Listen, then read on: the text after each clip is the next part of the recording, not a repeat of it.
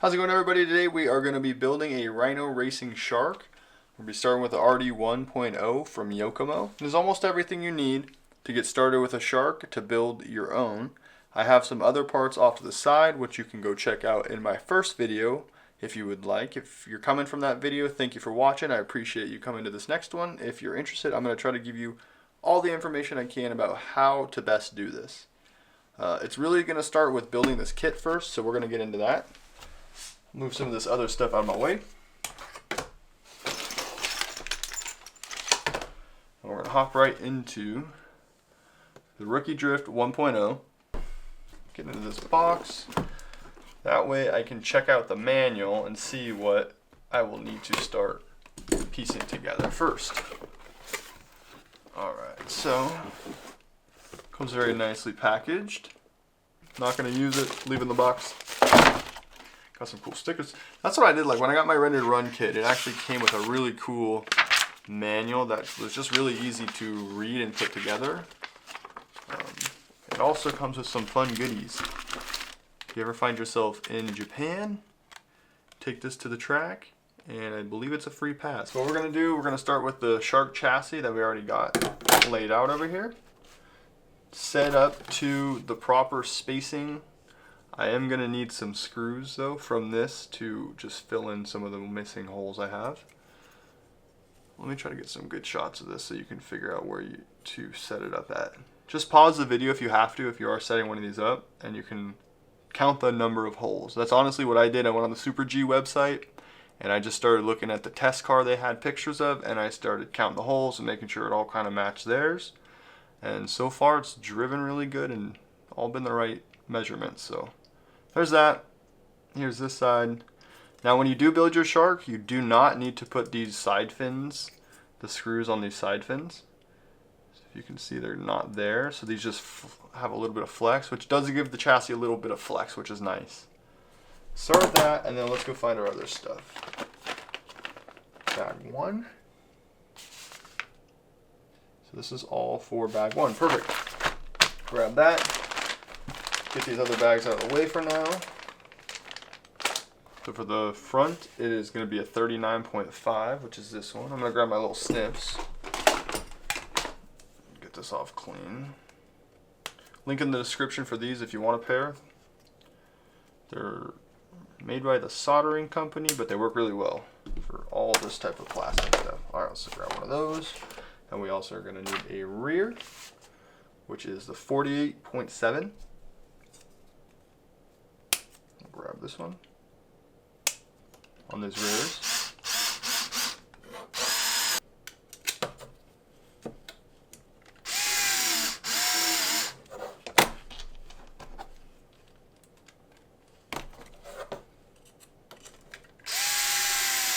Alright, we're skipping to page 11. We're going to start working on the front suspension arms, and then we will pick up from there. But I want to get the stuff built, and it's kind of complicated the way the shark sets up, so we're going to go there first. So let me get this stuff all figured out with bags and parts, and we'll get going. Actually, no, bag 7.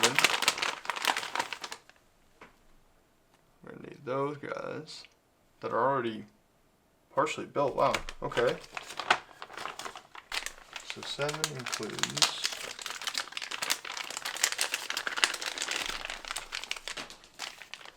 Wow, it's all built. How cool. I was 100% expecting to have to sit here for the next hour to do that. That's crazy, actually. Wow. Alright, let's pop this open. These are definitely the lowers. See, flip them like so. Flip this one like so as well. These bigger ones. Got one on there. Alright, feed him in. There we go. There's one. Get the second one going. Just realized these little ball ends are actually aluminum, which is very nice. Oh, there it goes. There, you heard it hit. Definitely tell it's hefty. Alright, now those slot right into those two. I should be able to find my little tree that has the rest of my posts. Like so. Press it together. This will save us a hassle later. That's for sure.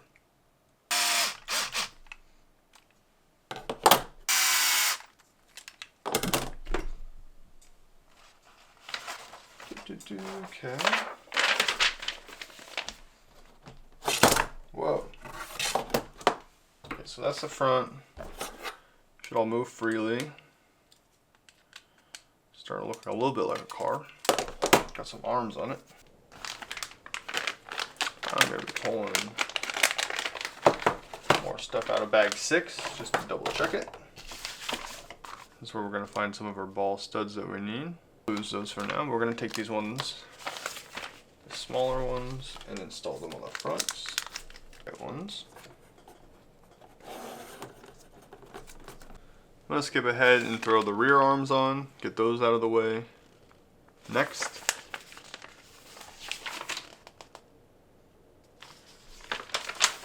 I need to find bag 9. These are the right ball studs from bag 7. Keep all your old parts. Don't ever throw anything away unless you plan on selling it all, but why would you do that if you're gonna keep driving the same car? So this bag 9 comes with the rear arms and the spacers. We're going to take the front suspensions, just going to go into the metal sleeve, and they're going to go 2 spacers on the rear into that rear toe block. So I can get this thing on, and we will move on to the next part. While I'm building this kit, I'm noticing that there's a lot of things that are eliminated. For the instance, when we're going to build the front end, which will be coming probably, I'm thinking about starting on the transmission first because it's a little bit more straightforward and I don't have to pull out the electronics and start working on setting up a servo and all that stuff with like I will with the front. So I'm going to jump to the rear end next and we are going to build it. I'll show you the standard parts to build it, and then I am going to actually be building a belt drive into it. So we're going to test that and see how that works. I'll be having a whole nother part on that. But yeah, I just wanted to check in, tell you the next step I'm at while I'm getting through the process of building this second Shark. So let's hop right into it. This is everything you get with the Rhino Racing Shark rear transmission. This is everything that came with it.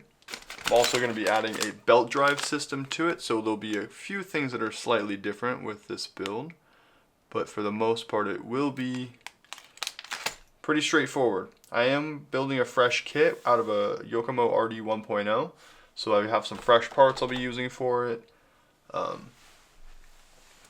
Some things you need to think about when you're building one of these and buying one is whether or not you want to run a 3 or a 4 gear, because if you want to run a 4 gear setup, you're going to need to purchase another idler if you would like to do that. If you plan on running a belt drive, like this new system that just came out for the Rhino Racing Shark, you will need to purchase this kit and it will no longer use the one that came with the Rhino Racing Shark kit. We got a manual that shows how to do all of this build, how it all pieces together, so I'll be working off of that. Hopefully you can see that.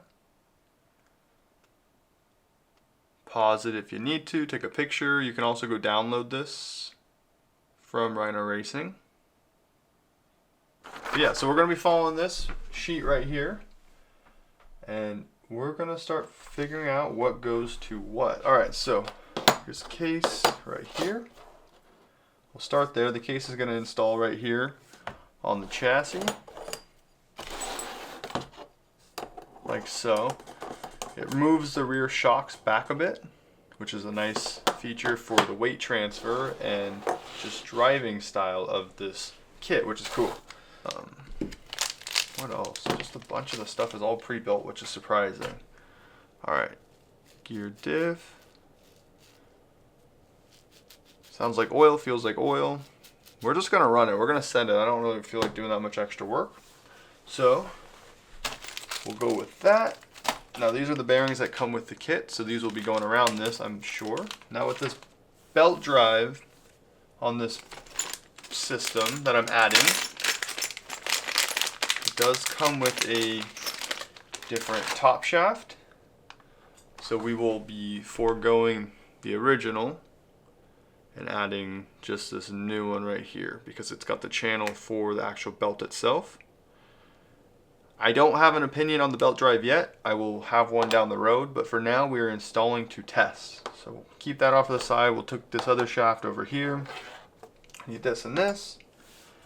And let's figure out how to piece this together. So here's the rear end. No, actually that's the front. This will go like so. That's the rear. Bearing here. Come on. This one doesn't like me. I got this bearing seated all the way down. So, perfect. Now make sure that's seated all the way because you can have some issues with tolerance down the road a little bit if you do not. Good and good. This is gonna ride. This will ride right inside of this channel between these two, like so. But we're gonna need to do some spacing and do some adjusting once we're there. So it'll work like this is away from me at this point. That's how the instructions kind of lay it out. Pull my car out as a reference. As you can see, I have one already. This is going to be number 2, so I'm going to try to get a little bit of an idea of the proper way to put this together. Quick interruption, I did this a little bit wrong. I need to switch this because it is going to match my car. The way I'm setting it up now would be if the motor was on the other side for a 4-gear setup, which it is not, because we are replacing the actual middle idler gear. So it's actually going to be a little bit different. It's almost going to be a 2-gear system.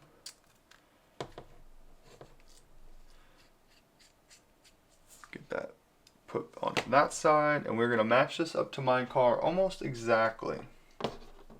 So top shaft, like I said, just slots into this here. Take a couple more things from the belt drive. Start pulling those out and over. Get that all there. Yes, after double checking, it is going to go in that location with the double bearing to support it. This is kind of where this belt might come into play. So let's see, belt will go here, like so. We need to install these 2 rings. You can tell the guide rings for the actual belt. That's going to slide over like so.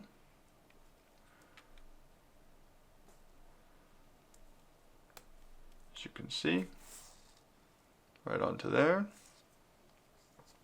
I believe we can slide this belt on like so.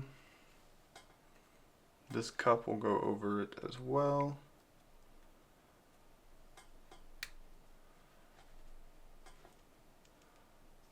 Just gives it a nice little ring to ride in.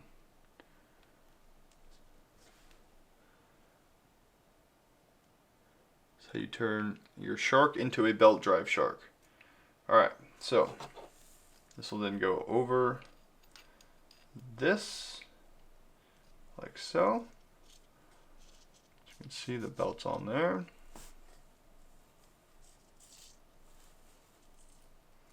The only thing dragging is that bearing, which helps tension it so that you can't skip teeth. Okay. So at this point, if you were not doing a belt drive, you would put an idler gear here as well as one here. You would find the right spacing for it, which would then line up with the stock Shark top shaft. But we're not doing that, so you're gonna skip it. You could run a 3 or a 4 gear. I like a 3 gear, it felt nice. I couldn't try a 4 gear now, which I might do now that I have an extra idler. So I'll see in my original build what we do with that. But for now, we're going belt drive, and this is the process. All right, so once that's there, we really are pretty close. There's not much to it. It's a very, very simple kit, which is impressive. At least the Rhino racing side of things. And the Yokomo side of things, that's incredibly well put together. I'm impressed with that as well. Alright, so that's the transmission put together with the belt drive.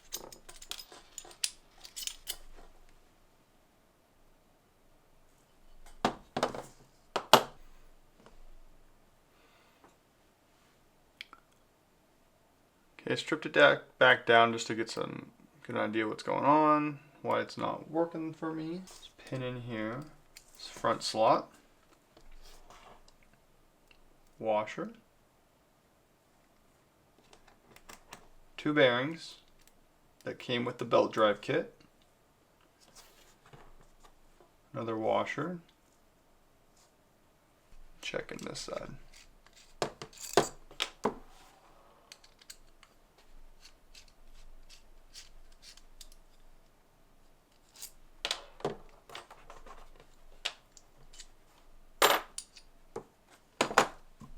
Okay, I see. The bearing is slipped all the way through. Also missing a bearing, which is unfortunate, but I might be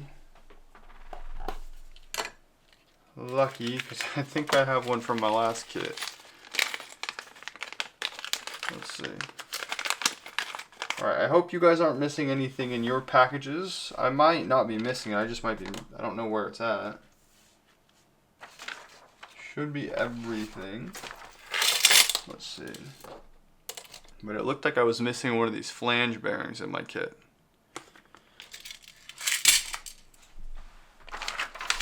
There was a bearing, but not the correct one, so it looked right, but it wasn't actually right. Okay, so now I'm going to take my flange bearing. I'm going to take a washer, installed onto here like so. You can see that. Flange bearing in there. This will actually press against the opposite side of the transmission from the looks of it, like so. With that engraved part out. That is then where your motor plate will come in. Put that there where we want it. I'm going to go 2 holes from all the way back. We're going to feed our screws through. Yeah. Seeing how things fit together. Shaft will go all the way through. That flange bearing we put on. Like so. Let's try again. I do see the issue. Plenty of those with fewer instructions. This screw is actually protruding up through and not letting that pin set in, so we're going to just back that out and I should be able to replace it with this one because that one looks shorter. Let's try.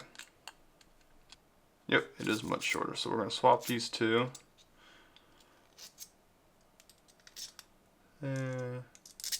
There.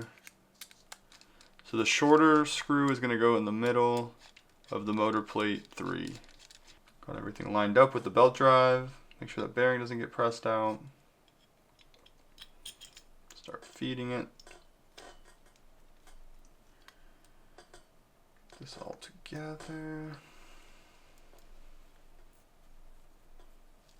Okay, everything's moving.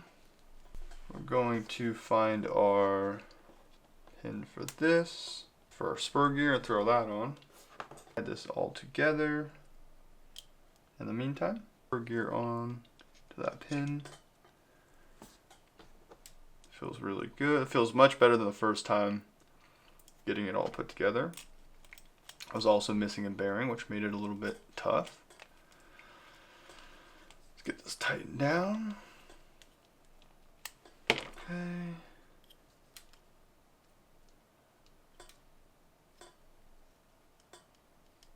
All good. This is where this rear cover comes into play.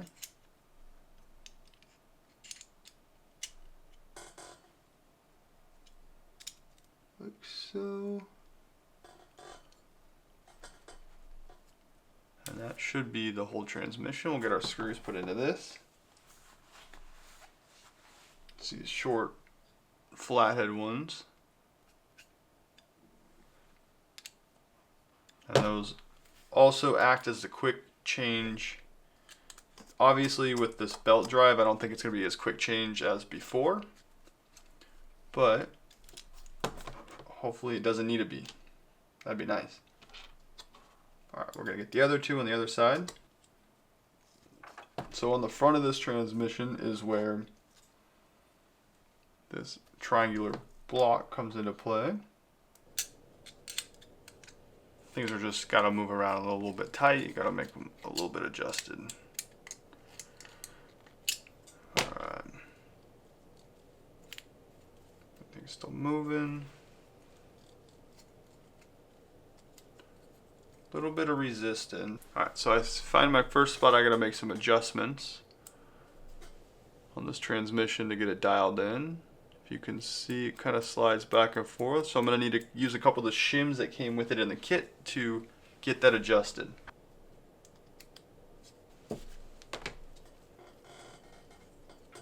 There's one trouble of the belt drive is you do have to take this whole thing apart. There's got to be a better way to do it though. I don't know. We shall see. I think I'm just going to take this opposite side off real quick. I don't want it to work too hard.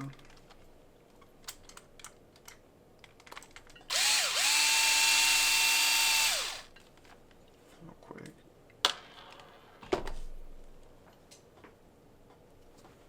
That. Take this top shaft screw out too.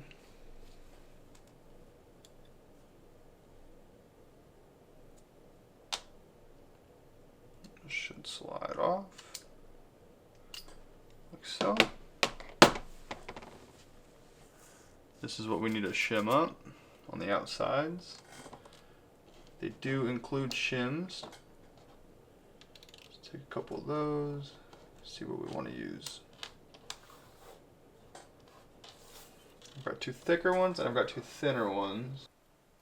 Shims need to go inside of the bearings, not on the outside of the bearings. Okay, it's the next day. I got the washers, or I'm sorry, the bearings off of the gear diff. We are going to now throw these washers on the inside. Made that slight mistake the last time. Pop this back off again and start over. Let's just go two thin ones. It might, that's kind of what it looks like it, right? It might work. Our little bearing pin, our washer, our one bearing, two bearings. Take the other washer that goes onto here. No one's having real issues yet. A couple people have, but I think it might have been a setup error, so hopefully people start getting it figured out. Alright, that's back on. Let's get this belt back on. Okay, everything's fitting right. Less slop than last time. Let's throw this little back cover in, see how that goes. Once you get this back on the car, it'll fit a little bit better. For now, though, you're just trying to get all these tolerances to meet. Like so. Snap that in. Okay, I think we're on the home stretch of this transmission. Okay, so if you're building a transmission with a belt drive, two things that you're not going to be using, as well as this idler. If you're working from a brand new kit, these are the things that you're going to not be using any of. Here's the original top shaft for the Shark. That's the top shaft right there for the RD1.0. There's the idler gear. That's good to have though in case you ever want to convert back, so keep that in your bearings. And we shall get this installed to the back of the car. Okay, let's see.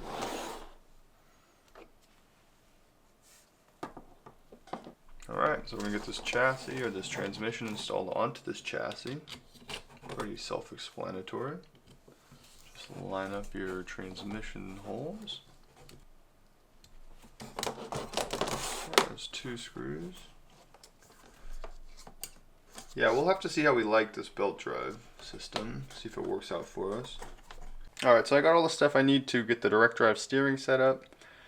You're going to want to have a servo, you're going to want to have a radio, and a way to power it all on. Let's get right into it. I got a whole manual right here to show step by step, and we're going to get right into it. I have the whole kit for the Shark direct drive front steering here. I've got the chassis that it'll be going on at some point in the next few minutes. I'm going to get this out of the way though for now, and we will start opening up this box. I I also have my servo, and it's all centered, so that is a key point, is make sure you center the servo before installing it all, because it'll just make it easier down the road. All right, let's start taking apart what's inside of this package. On this top half, you get your 2 carbon arms that are going to be the supports for the whole thing. And then you break into your aluminum section. That will go for your steering. Here are there's a couple different options too for additions on these. Alright, so in the manual, to get started, we're going to start by installing, put this on here, putting the servo plates, the mounting brackets, onto the servo itself with washers and spacers here. I'm going to go with a 4mm spacer on each one to give it a 4mm space, and we'll go from there. So let's start working on it. Servo's going to go upside down. Servo's a little tricky because the wire is going to go in the front like so. You're going to want to wrap it around like that while working on it, at least. And once you install it, it's also the proper way to install it. Here, this block is going to go like so, and we need to just start breaking out some screws. Let's get a couple longer ones. See how far we get with this 4mm spacer and this screw, and see if I need to get a longer one or not. Take this here. Screw goes on top. Washer goes between it. And this will go into here. What's the proper direction? It looks like the shorter side with less on the other side of that hole will go here, according to the manual.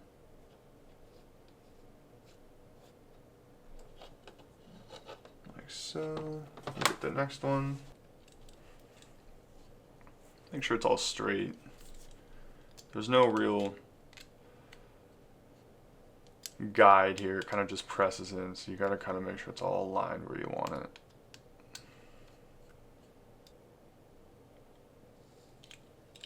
That's the rear. Now the front. This one actually goes on top, like so. It does not go underneath. The screws are actually going to come from underneath into it. If that makes sense, I hope it does. And that's the front of the servo that this block goes onto, like so.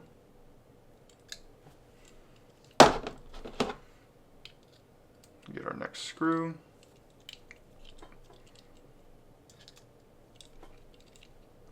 The other side.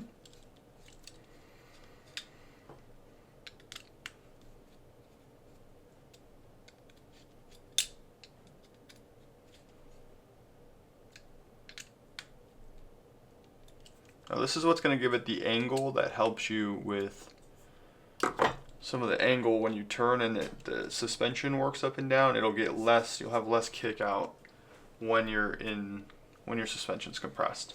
Alright, so that's that for now. Done with that step. On to the next page. This is where we add the servo horn and the actual ball studs to this little wing that gives it its angles. So we're going to need the servo horn, we're going to need this, and I'm going to need my ball studs from the kit that I'm building. Get those over here.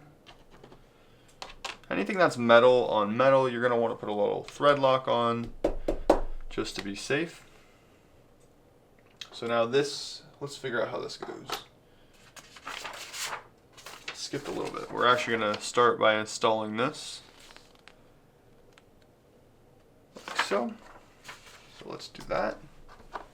That goes like that. This goes upside down like so. This is going to slide on like so. And you're going to do a screw in the front and the rear. these ones that are included.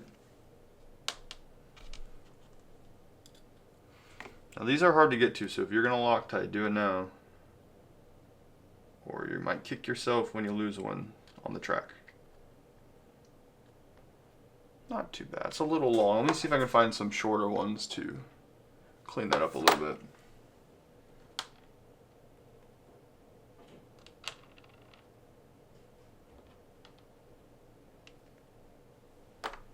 No, looks like that's perfect. That's going to be the right one.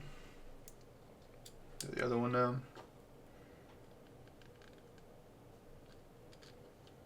I'm running out of Loctite, so I got to get it where I can. Don't do it like that. Okay, get this one installed on the front. Pictures it shows this is all the way pressed forward, so I'm just going to do it like that. We'll tighten it up. So now this is just about ready to install to the actual servo itself. But first we're going to need to install our ball studs for our steering linkage. Okay, double checking my car. I also have very long ones underneath and there's no issues with that. So we're going to keep it the same. Kind of goes together. Alright, let's get this other one installed since it is correct. We're going to move on to the next stage, which will be installing the arm. This is why you need to have it at a point where it is centered and you're sure that it's centered, because once you put it on, you want it to be as good as possible. Now you can go into your trim and adjust that a bit, but you'd probably rather not do that. So this is as close as it's going to get with this servo arm and the way it locks in. I'm going to grab another short, probably 8mm screw. I'm going to lock this arm down. It's a little Loctite because these can come out. We're locking the servo horn in. As you can see, you add a second one across.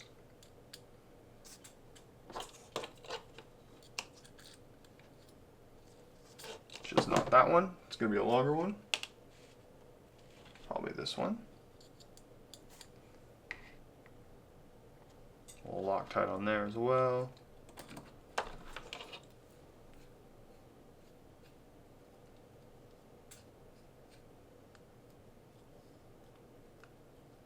Tighten that onto there.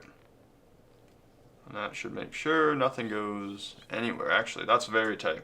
It's a little bit different than my first Shark as well, the first direct drive steering system I had. This one has teeth cut into the servo horn, so you're gonna either kill your servo or you're just gonna strip out plastic. The other one actually is made to kind of be a servo saver, but after a while it gets old and doesn't work as well. So I'm actually excited to use this, because it's not that often that you're hitting walls and stuff. At least it shouldn't be. If it is, then hey, it happens.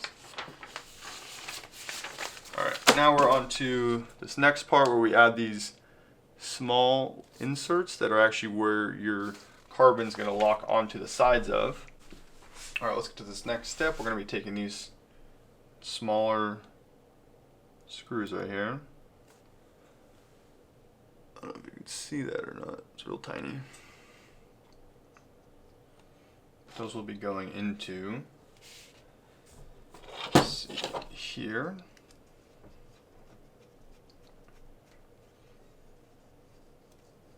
Like so. Now there are 4 of these.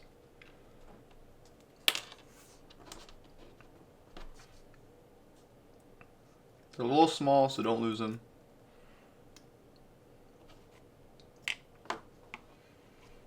Drop them. Very easy.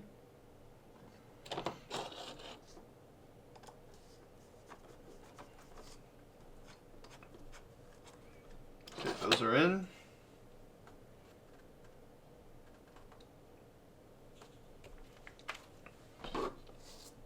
Make sure they're snug. Next page.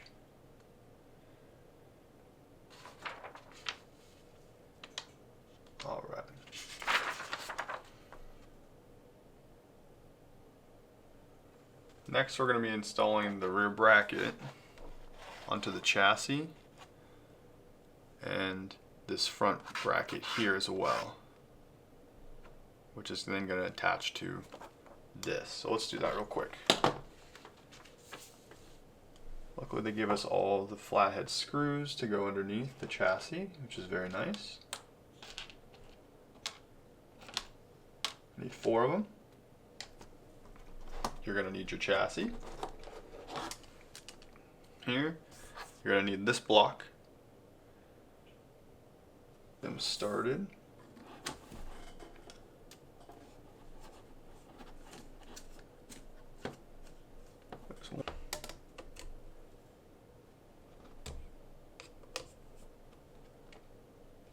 Like so. That should be the proper location of that one. Now we're going to need this block here. It aims forward off the front two. It's a very cool, interesting location. Yeah, that goes right behind the front arms. The front toe block at least. And aims forwards towards the front of the car.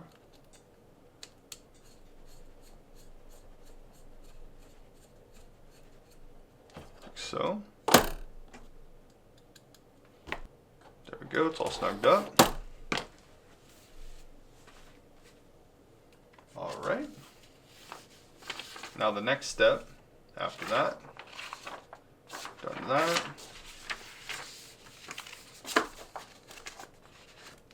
The next step involves setting up these blocks onto the carbon and going through. So we'll take those like this and this, grab the proper sides of these. The engraved, the countersunk side is actually on the inside. The side with the little ticks will be on the outside of each, which means this is going to go right through here into this little slot here, like so. So if you're looking at it like this, it's going to go right onto the outside. And you will be using more countersunk screws to insert those.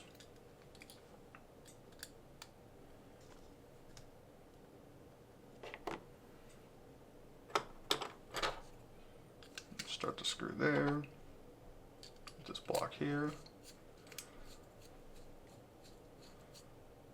so.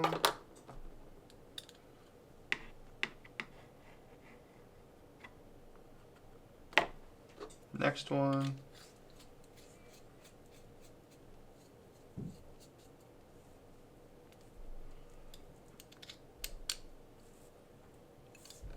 Do the other side real quick.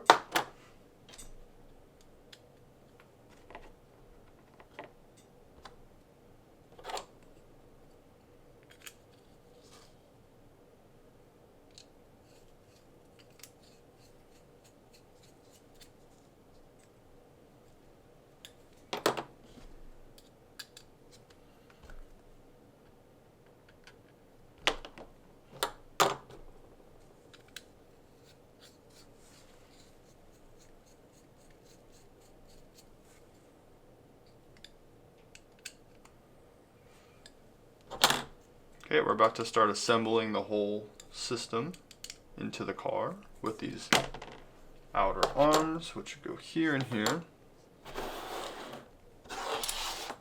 Come a little later. Now I'm going to take this and this like so. And on the next page, it will show us installing it. So, get our servo back in the picture. Take this like so.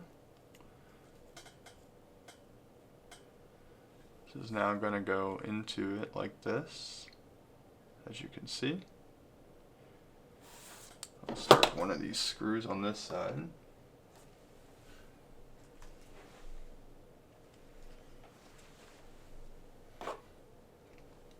want to take the smaller button head, and it's actually going to go into this back section where your little check marks are.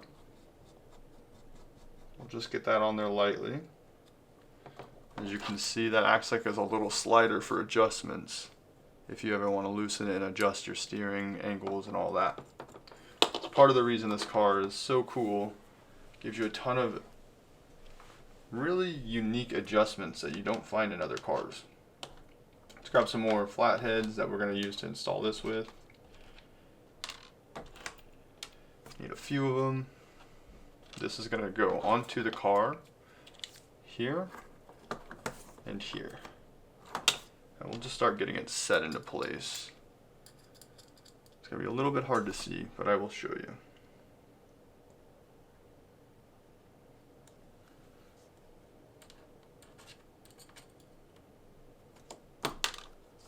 Okay.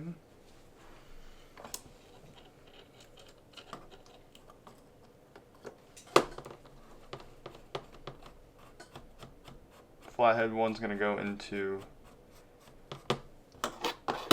here on the other side.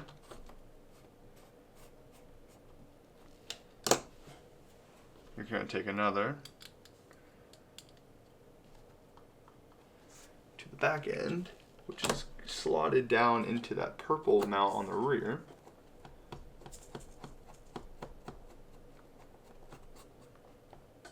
This one.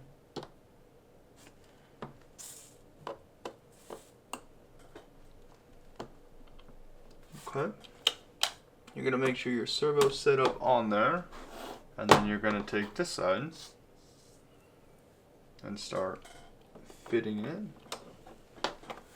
Remember, these little metal arms have to go in this channel, so get those in that channel, and then you can get the arm set where you would like it, like so. Now it's just floating there, but that is almost fully assembled. Get this front in. Hold that together. We'll get the rear in, and that will be it all together and holding itself in place. So it's down here.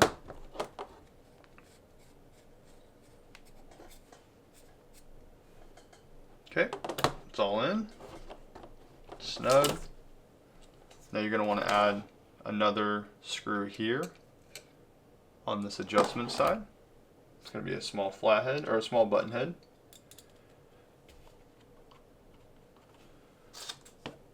Into this.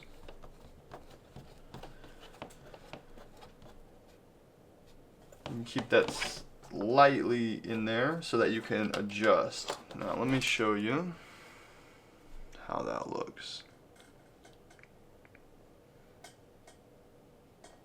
Here's where your adjustment set screw is. Here is the one that just slides and lets you make adjustments forward and backwards, and then you would lock this down in order to set that permanently. Here it is starting to come together. We got a little bit more to go, but we're going to get it all finished up here soon. Alright, next we're going to be putting this top block on. You see here, I'm going to go like this.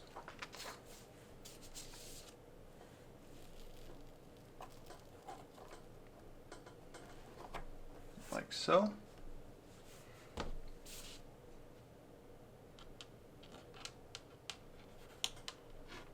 A couple more flatheads. Picked up some new Loctite because I was running out.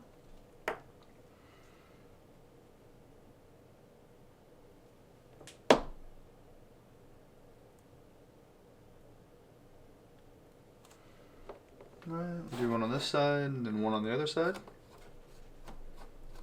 This is adding another point of support for the whole steering system.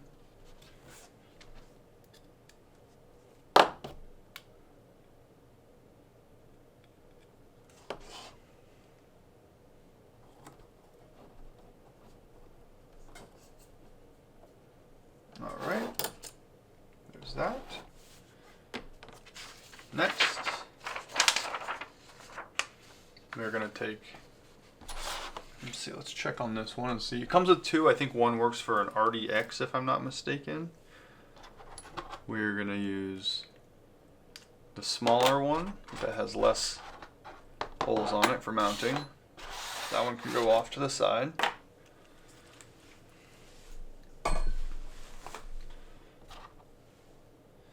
This goes. Now this is for your hinge pins on the top. And you can set your angle with this as well. It just goes right here. Once I can get it in. I gotta move the servo wire a little bit.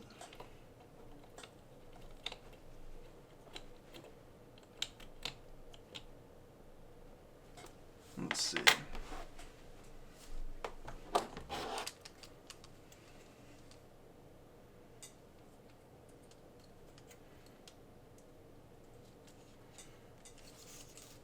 Just gotta move this up and over.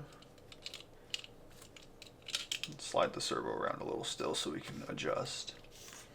I'm gonna go over the top, that way it doesn't get caught in anything on the other side of it.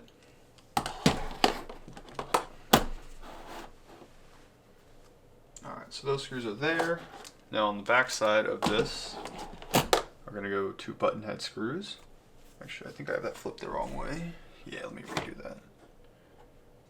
Where's it at? Here we go. Slide this over like so.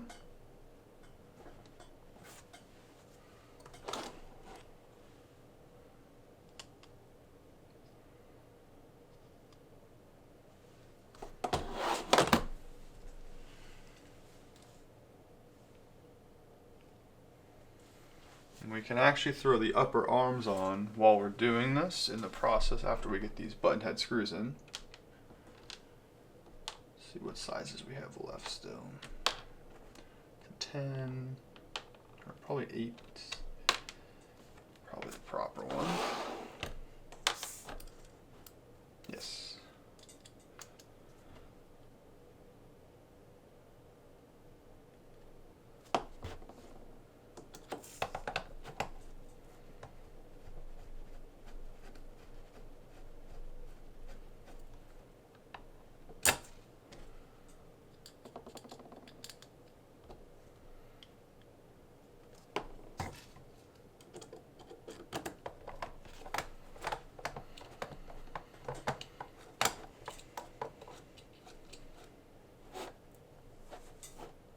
Okay.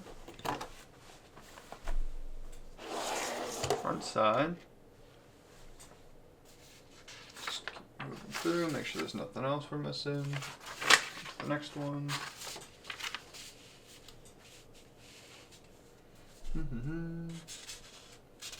Got all that. Oh, we gotta add these to the top now. Flip this back around. We're going to be putting our screws in up here and here. Those are going to be button head screws.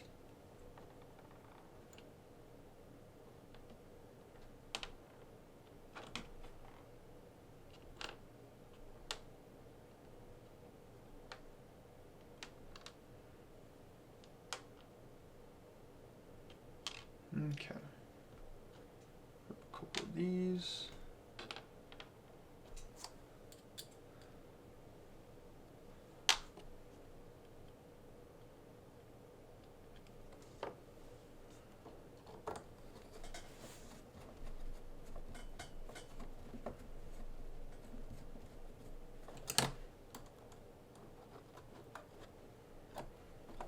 I'm gonna use shorter ones here.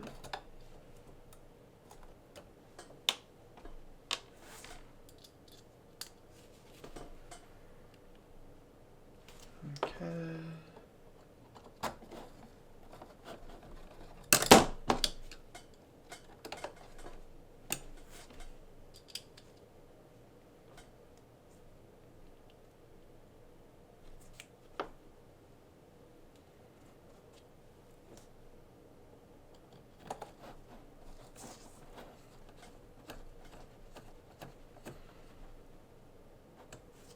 Okay, there's that.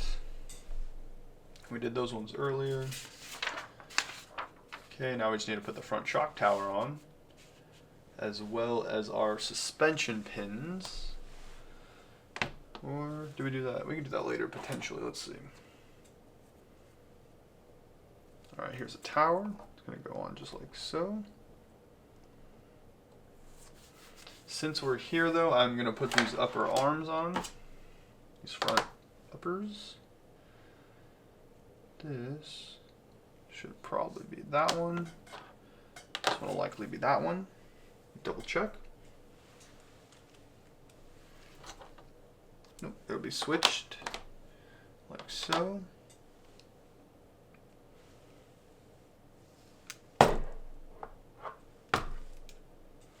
And we're gonna go left, left. So let's grab our pins that are up here.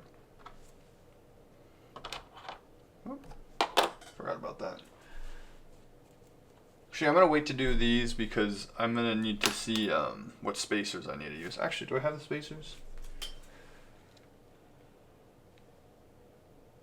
A 1 and a 3, a 2 in the front, and a 3mm in the rear is what it looks like I have set up. These look like 2, 2. Probably gonna need more. So let's just get this mounted for now. This front bumper. It's the next step. If you have like anything, if you already like have carbon upgraded stuff already, that's where you would throw that on here. And this is almost going to complete it until we get the arms on.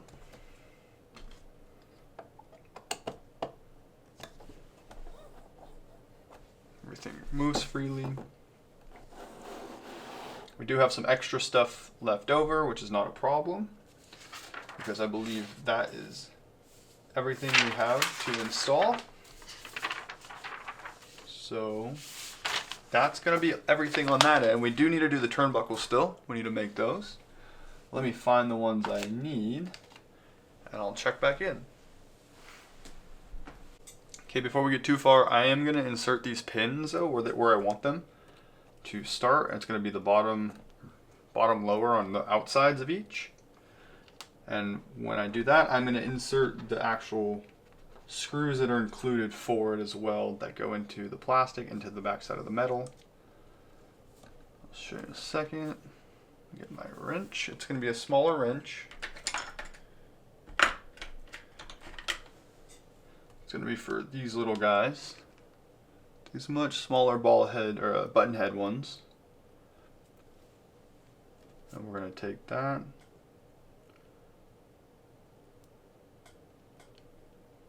Loctite. And from the back side,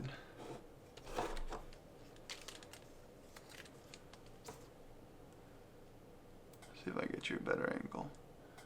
So I'm going to be going into here, the center hole on the back of this hinge pin mount. Like so, and I'm going to do it on the other side as well. That's the retaining screw for that pin. You need these, so don't forget these. I know I'm a little bit ahead on the steps because it's not fully built yet, but I'm doing this so I don't forget them. Don't forget either. Okay, those are in. Now there are also two for the front. Leave these. Actually, these are not. These are just extras. The two for the front are somewhere else in a different bag. I believe they're right here. Looks like bag 10 if you're working off the kit.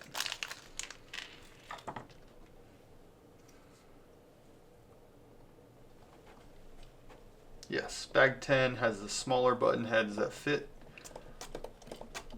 and will lock into the hinge pin so they don't come out.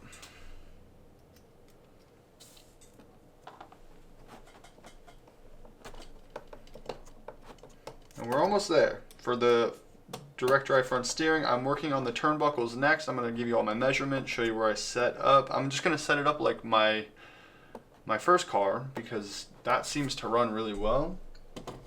I can't promise that that's going to work for all of your setups, but it might be a good place to start. I'm not an expert. I'm just doing my best to learn and help other people do that as well. So let's get into the turnbuckles. Put this off to the side for now. Grab these. Grab bag number 2 from the RD1.0 kit that has the pre-built turnbuckles in it. I'm just going to steal the ball ends off of those and put them on these 45mm turnbuckles from Yokomo.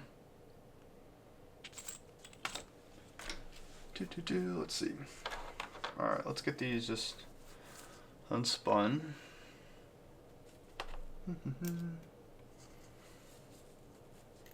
The kit does come with the turnbuckle wrench, so, or if you have your own, pull that out.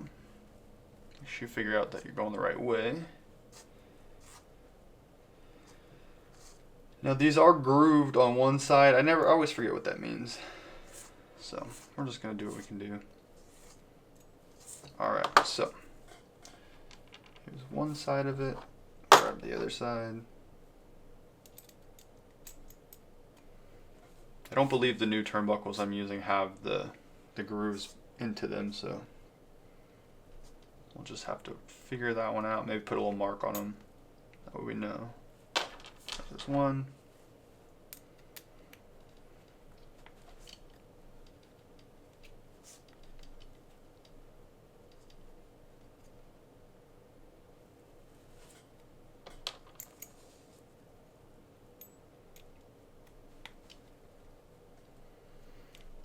It's a little hard on the fingers if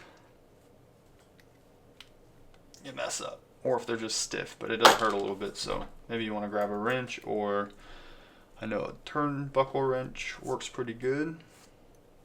Shock pliers also. Alright, so got these out, get the new ones put in.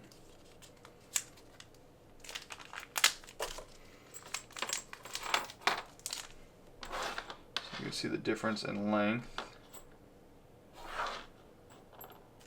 from the original to the new. Now, like I said, these are included in the kit as well, just they have a very, very small size on them. That's these, let's see, compared to the Yokomo. You can almost, it's too hard to grab. So I just forego these now that I know. Put them in the extra parts bin. Alright, and let's start installing the new ones. We'll just get them started and then I'll take some measurements of my old turnbuckles.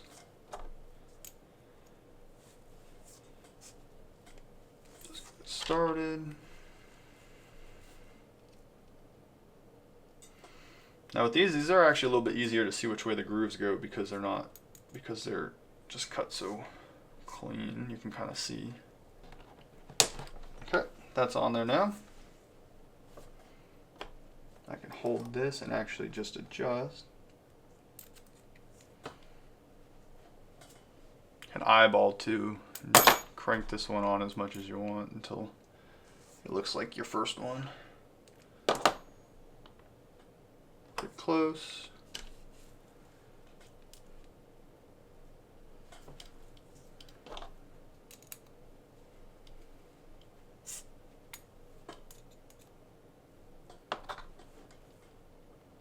Okay, the threads match going that way and that way, so we're going to put those on them. Alright, back with some pliers. Figure out the right side again. Easy peasy. Alright, do that. If it's you, do that. Don't be like me. You're going to hurt yourself. Alright, so that is the turnbuckles. Now let's set this actual front section where it's going to ride inside the chassis. Like I said, again, I'm just going to copy this.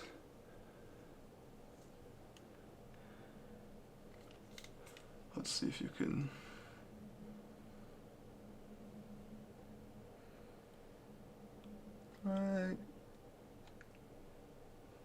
a little tough. I'm sorry. There you go. It's about the third notch back. Goes a half notch, a full notch, and it's right on the half notch, the second half notch from the front. So let's set that on here.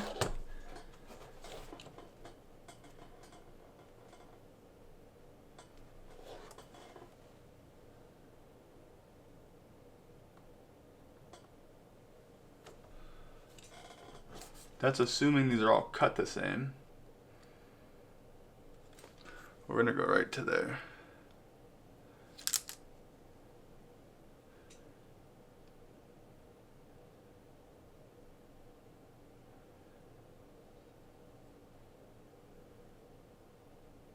Yep, we're gonna set it right there.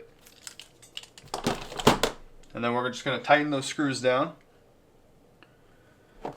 Right here.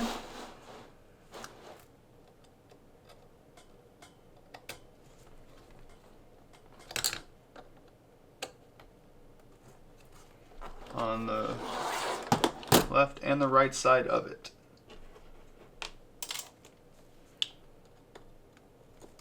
Okay. That should be pretty much everything you need to know. Obviously, you're gonna have to go in and do some fine adjustments to these ends if your car is set up a little differently. You might just find that you like it set up differently as well. So play around with it. Nothing's wrong as long as you're driving and you're just learning, so keep doing that. But yeah, I'm gonna keep building this car for now, but thank you for watching this portion of it. If you want to keep seeing how this is built, keep following along and we'll keep moving. Alright, let's see.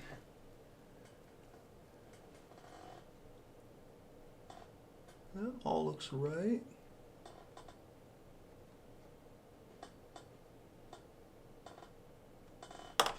Alright, so we could probably keep working on this front end.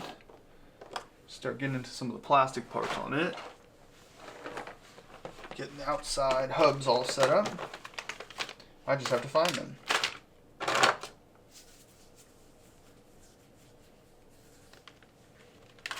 Oh, here we go. I got a whole box of them. Alright, so this looks like it's going to be bag 8. It's going to have a lot of what we need from the looks of it.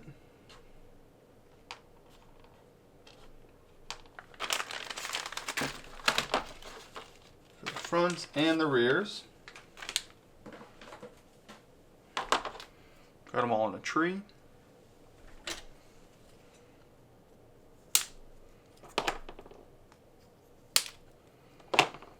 Now if you're following along with this, then you're obviously going to want to have the manual with you too, and that'll help you as well for all these little small parts. If you need to pause and go work on a part and come back if you're trying to build one of these. Alright, so here's the rear hubs. We're going to come to those in a little bit once we finish the front. Here are all our bearings. Okay. Here is the axles and the hubs, as well as the drive links. These will go up here for us, so on the front. Let's see, we're probably gonna need a bunch of small parts as well. We'll start working out of this manual real quick.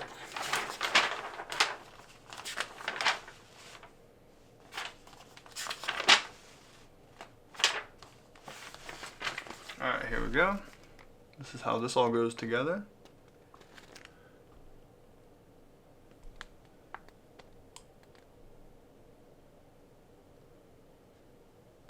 Alright, let's start working.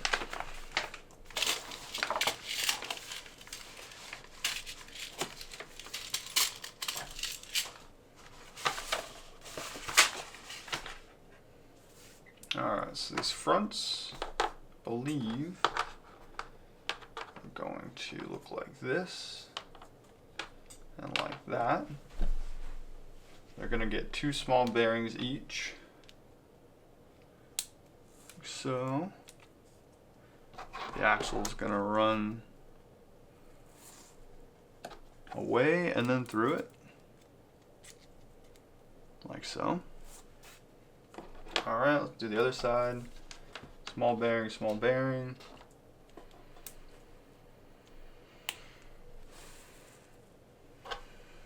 Axle. Through. Like so. All right, we got left and a right.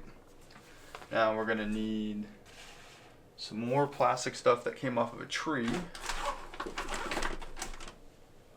right here are wheel hexes. So we'll get those off.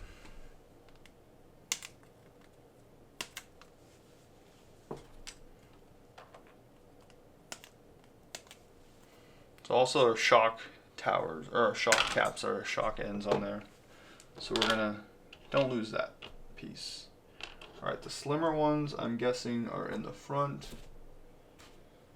Wheel hub thick for the front, or is that for the rear? Let's see.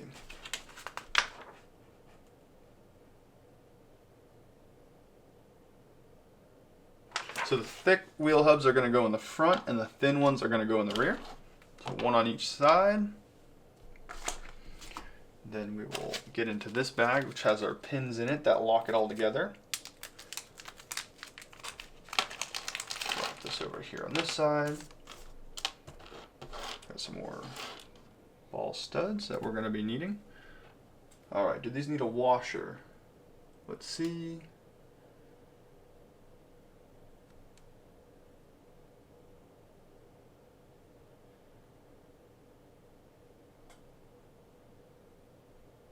We do not need a washer. These just go in, and then the plastic hub will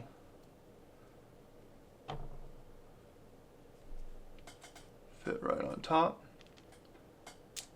and potentially snap in. Oh, let's get that back in there. That is the trouble with these. This is a budget kit. If you got the more expensive kit, where you buy the upgraded hubs at some point,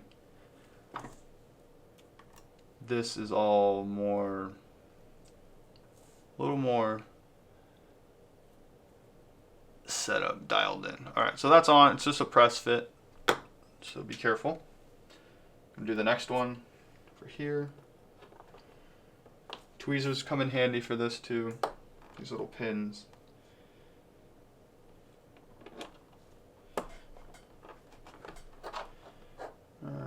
Gotta spin it around, get it to fit.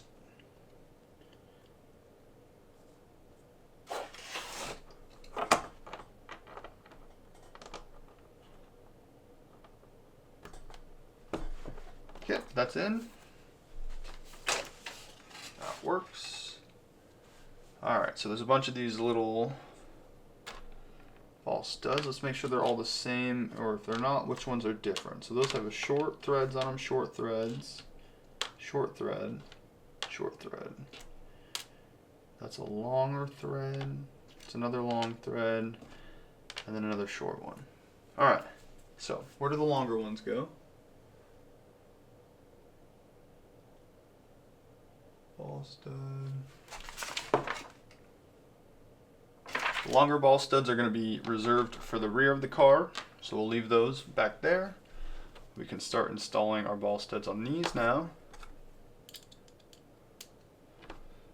And all the factory locations.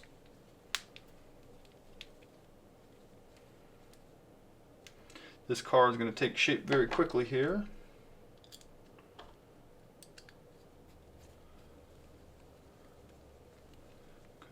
Things are going to start looking like a real car at some point soon. I also have some screws I need to install that are stoppers for the actual car itself, for the actual turning radius.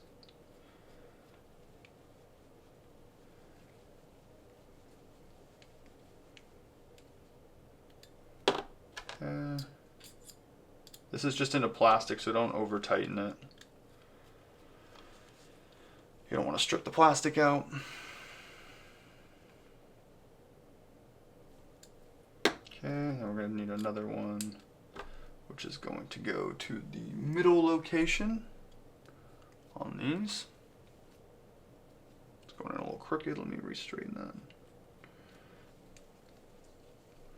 This is going to link all the steering that we just built up to it. Alright, there's that side. This one here to the middle. Okay.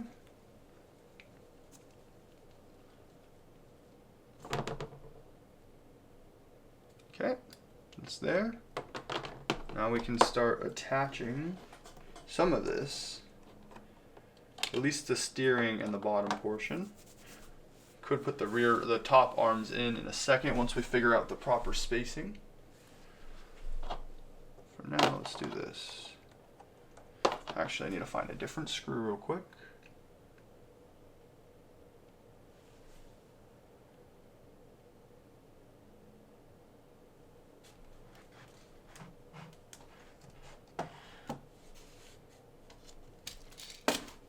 Okay, so I need to pull bag 12, has the set screws for the radius, for the max radius lock we can go. Has all the set screws for the whole car in it, so be very careful and don't lose any of those. Do these all match? Yes, yes. Okay. I'm going to use a 1.5 wrench. And these go.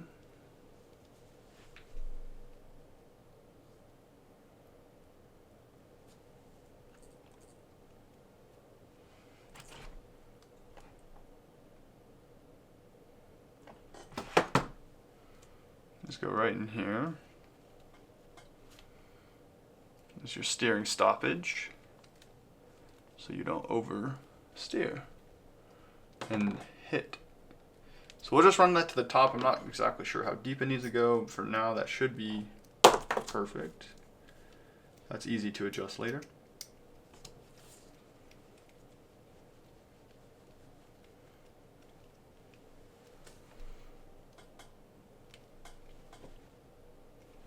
There's that.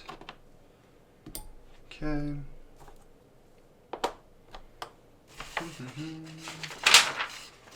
Figure out what we need to do next.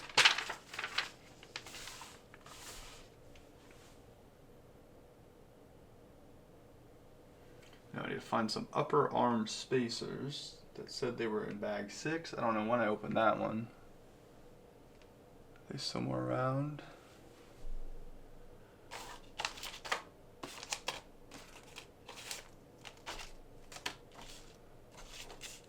Oh, here we go. 6. Oh wait, no, it was a big bag. They must be on a plastic tree somewhere, or I cut them off already.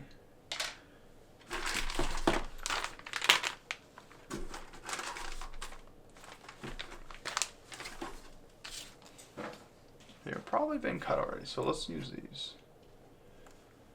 Go on the rears.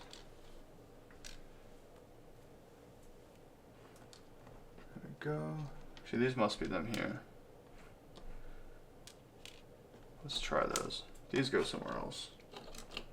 Not quite sure where. Oh, I do think that these go somewhere in here.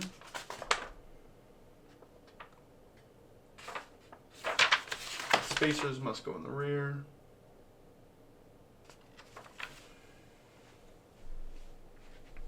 Alright, let's get this thrown together. We're gonna do this front end now, these arms. So we can snap it all in.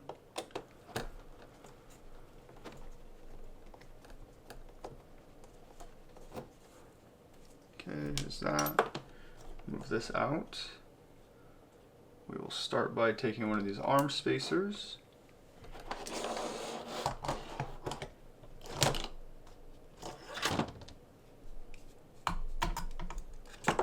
Okay, some room here. We're going to take one of these arm spacers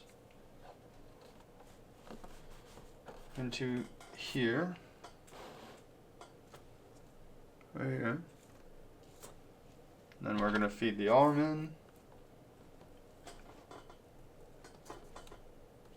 And then before we catch it, we got to put a spacer on the other side as well. This is where tweezers come in handy. We're going to start with these spacings from the kit right now, and if we need to make adjustments to it, we can later.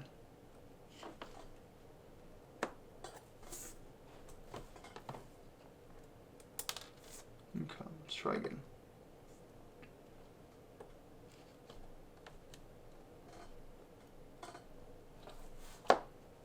Okay, yeah, those spacers were the perfect ones. That arm's in, we almost got the front end built.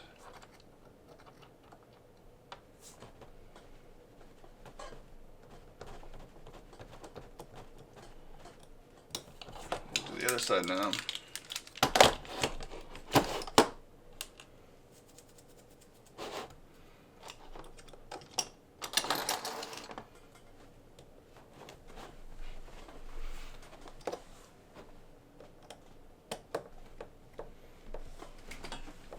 Okay, let's see. Try to get this. Come on, sliding around a little bit. Leave that there. We'll slide this forward. Put the spacer that it calls for in the manual in, or whatever spacer you're running already.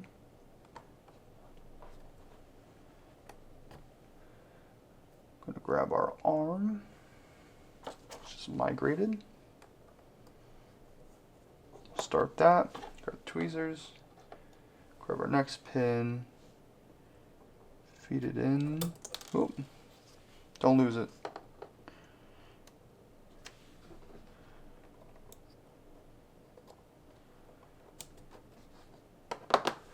Feed that in.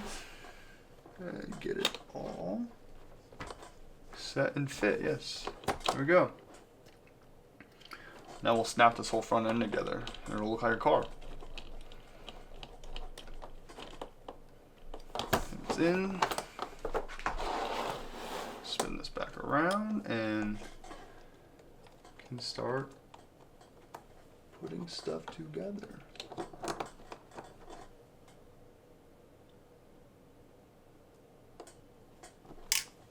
To try not to break it, because that would suck.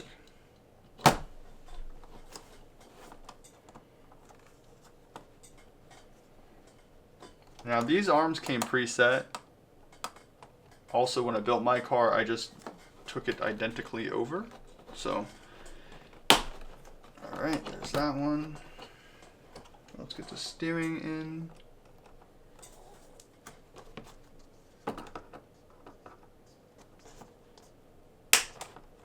Okay.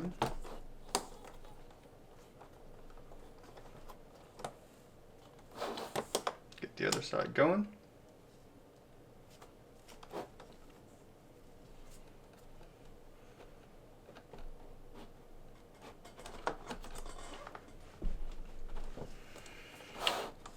Man, this is hard.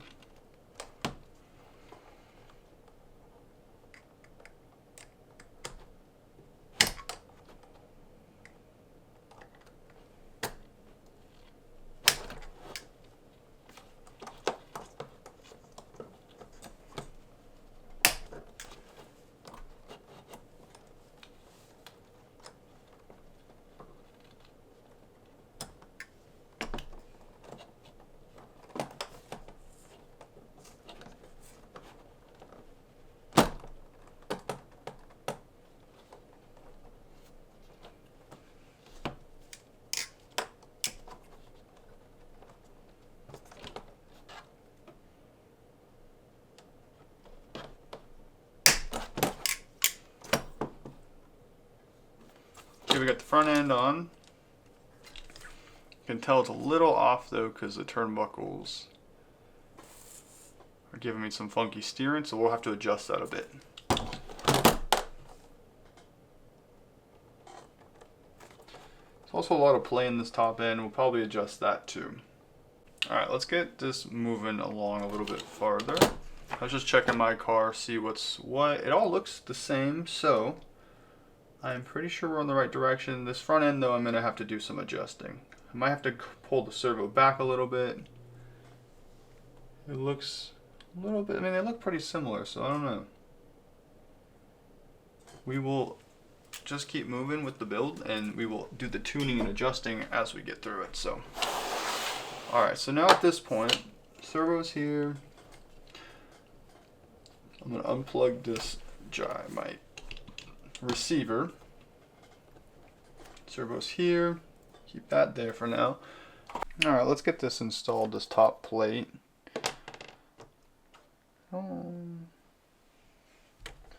This, we're going to need a couple button head screws to go into it. A little Loctite.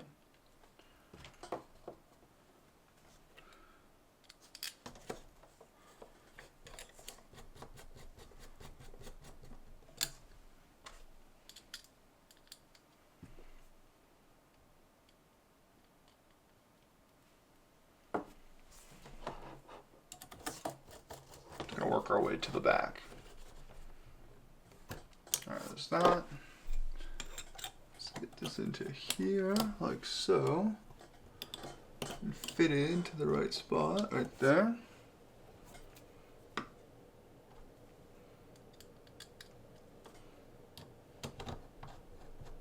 Throw one.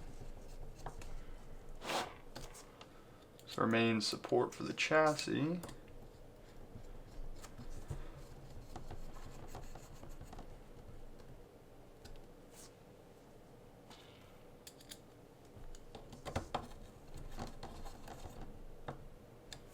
And on here, we're going to throw a little bit longer one through that I have here. Let's find which one meets up. Right there. That'll be nice. I have to do some weird stuff to get this in. Whoa. Maybe we'll try the tweezers again.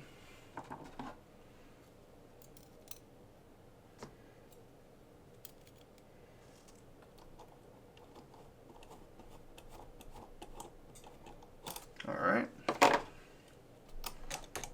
Oh god, wrong one.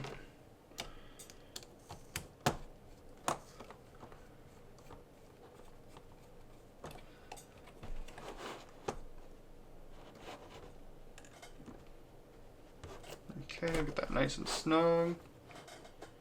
Get a little bit of a wrench on it just to tighten it. It is not moving anymore, so our support's in there, and we are getting closer. It's all bat wings. We do need to adjust the steering still. It looks all wonky, but that's okay. This car we can start using as a reference for the rear shock tower, and then we can build our rear arms off of that. Let's throw our rear shock tower on for the Shark. It's right here. We are going to grab a couple longer screws.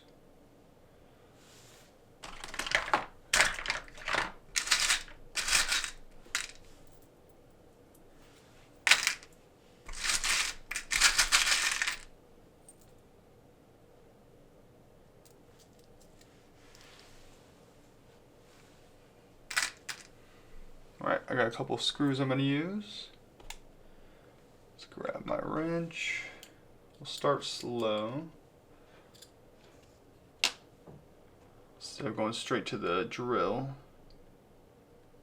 Some Loctite on that. Now we're going to put these in the top hole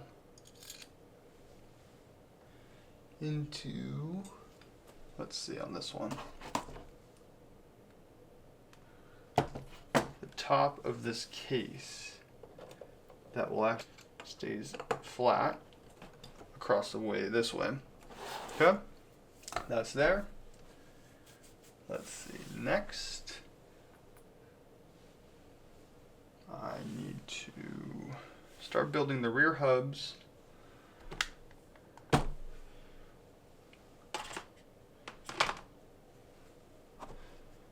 Piece by piece.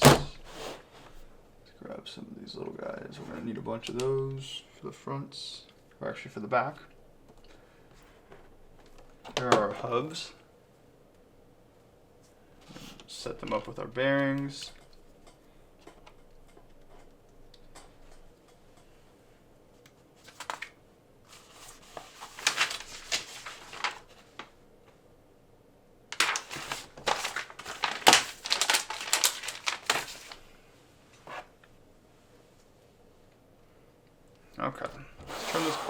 this way.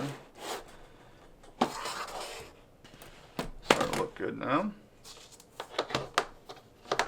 Figure out which hub goes on which side. This looks like it goes on this side. So it must go on this side. Let's put the bearings in real quick. Actually, this goes here.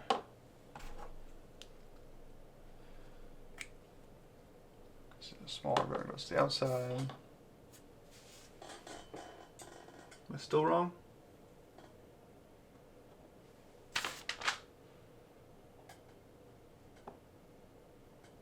Yeah, I'm still wrong. Okay. This goes like this. I was right the first time. Like that and that. Then we need these pins here. Let's feed these through.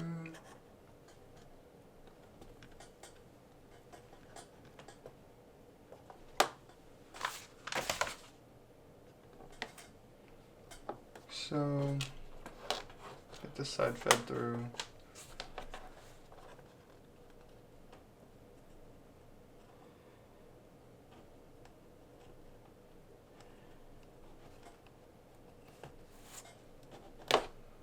Lock those in.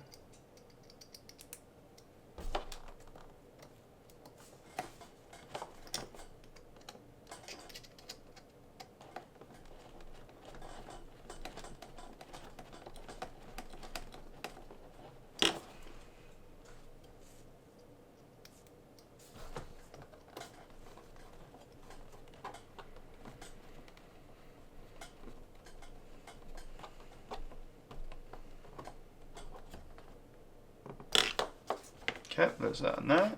I'm gonna need these. We're also gonna need our rear turnbuckles in bag 6 here.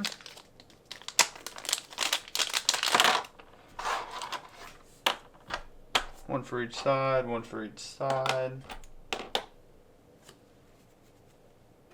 If you're running a CLSD, you need to get some cups that fit around these, because the CLSD is actually has a bigger slot that these need to be in. So keep that in mind. Let's see where we at with this. So one thing I want to do first is let's take this and this. Oops. I'm gonna take these spacers and these long turnbuckles, and we're gonna install those. Actually, this is where we need to break into some of our newer parts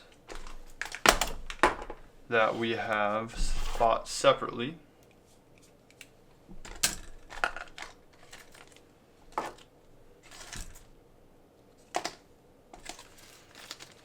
You're going to need to get your two 10mm packs of titanium spacers out.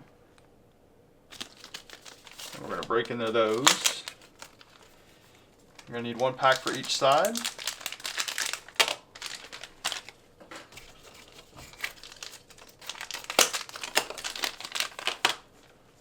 These aren't necessary quite yet, but we're going to start building them. Let the thread lock start binding on it. That there. So out of the two 10s, you're going to build a 20. These are going to go on the back of the arms.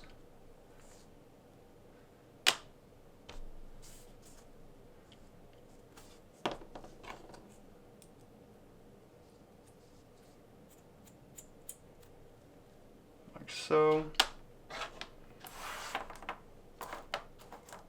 you're also going to need to get out your 12mm spacers.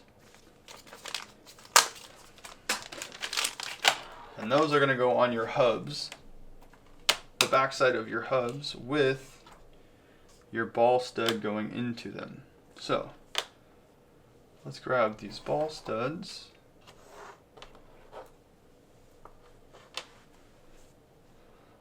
And let's start getting these set up. Alright, ball stud. We're going to thread lock this into the spacer. Okay, so I'm going to take these turnbuckles with a little bit shorter thread on them. We're going to lock those into the 12mm spacers. In the process of doing so, we are going to install them onto our chassis. I'm going to space them all the way out to this top hole.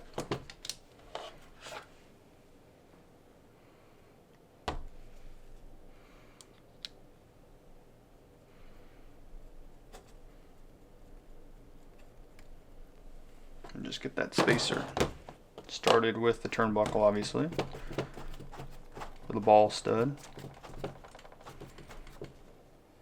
Okay, get that on there nice and snug. Work on the next one.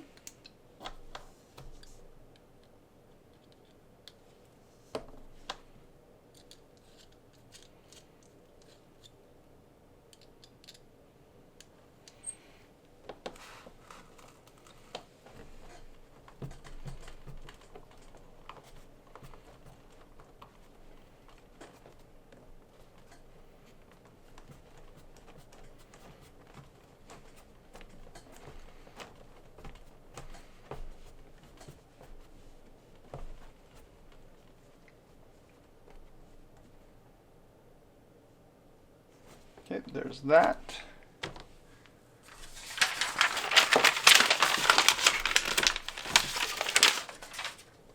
Okay. Now that that's on, we can hopefully get these inserted and started, pressed in to the drive. And these can go here. And our turnbuckles that came out of our set can go along with them, but we need to install them onto here and then put our point on the inside of this. So again, I'll be copying my settings over.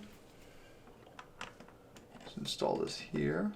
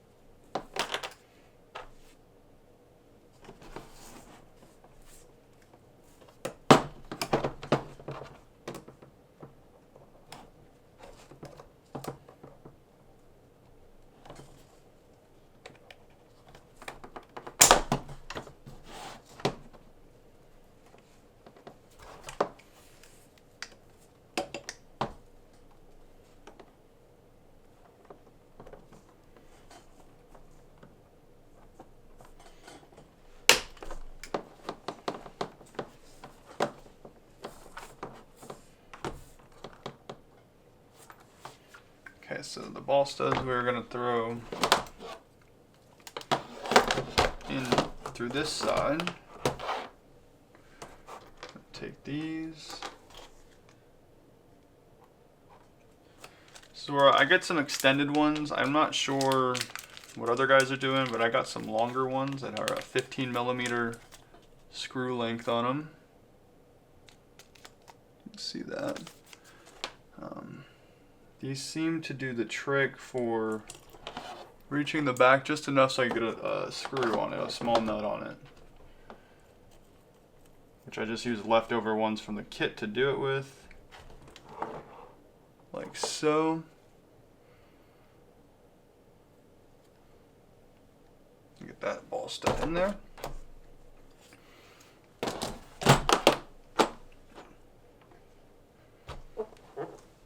Kind of self-tightens itself onto that nut and the metal, so I always have a bunch of extras of these in the shark kit.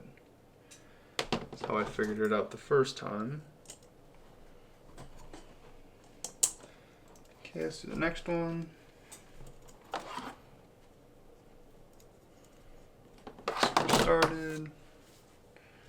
Let's see if I can tighten it from this outside. Yes. Now that isn't the safest on there, but it is on there, so. And I haven't had any issues with mine on my car. I don't think they get a ton of stress on them. Okay, now you need to get this fit and then snapped in. It's gonna be a challenge.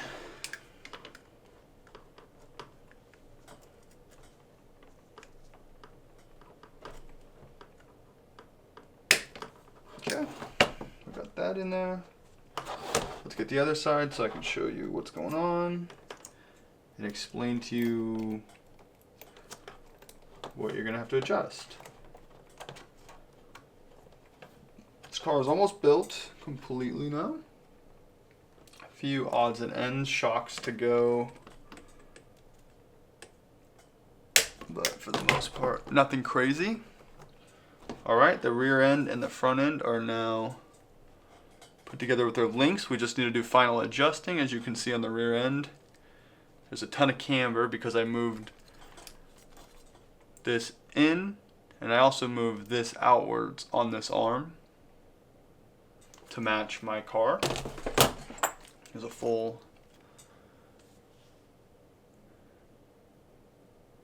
and you can kind of see where those spacers are at.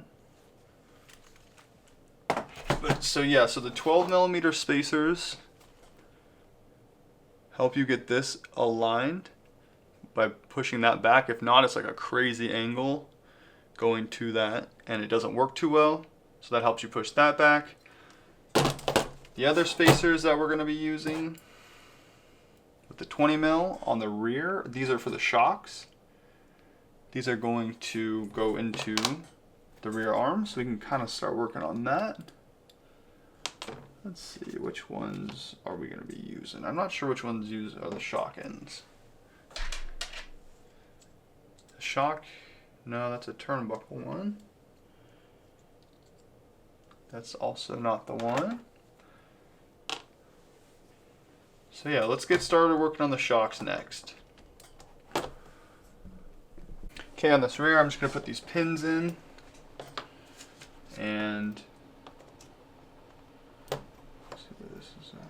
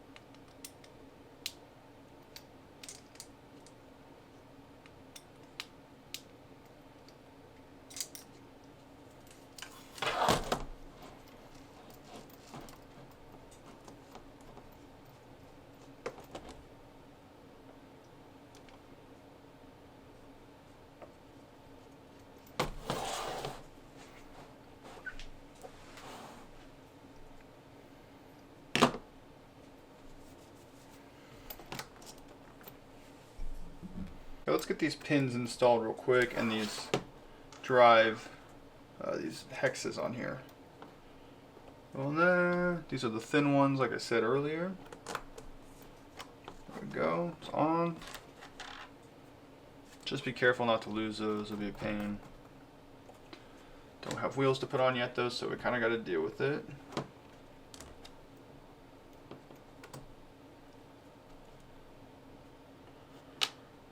The other one. All right.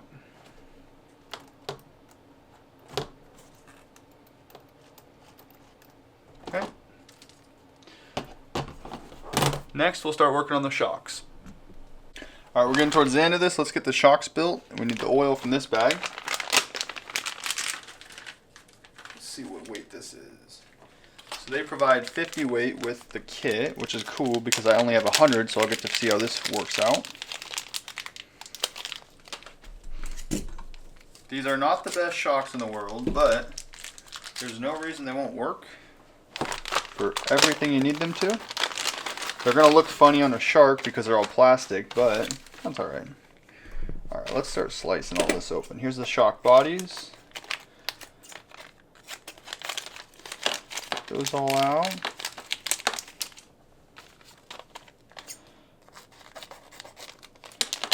There is some more pieces. Little bottom cups, the top shafts. These are spring retainers. These look like the actual bottom of the shocks. We got the springs here, all provided with it, which is nice. Test those out, see how they work out of the box. Little tree of parts. More trees of parts. Alright, let's get into this. What do we need? Here's the shock bodies. First, we're going to take our box of shafts, our little bag of shafts, our shock shafts. We'll get all those out. Then we are going to grab where are the pistons? Right there, that we need to cut out. So here are our shock pistons on this tree. I'm going to cut these out. They are only 3-hole pistons. I know a lot of guys are building their pistons with 6 holes now in their comp builds. So I got all those. I'm going to need all of this stuff pretty much at the same time. So let's just get it all out.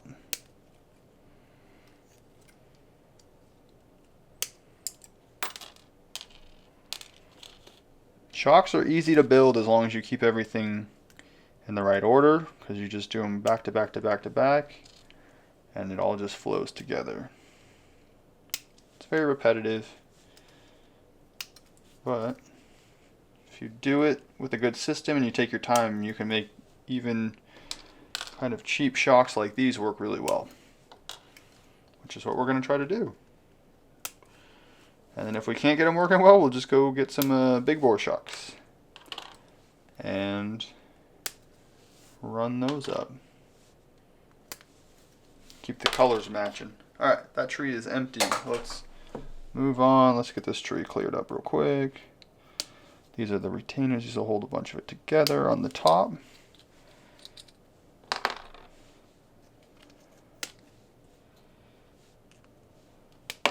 Okay, so the top. Those are the bottoms. Here's the retainers that go on the springs. I want to start building those as we could. Man, this is a plastic fantastic shocks if you've ever asked me. I don't think I've ever had shocks that were this plastic before. Which is fine, because I'm actually excited to see how these work. See if we can get them working pretty well.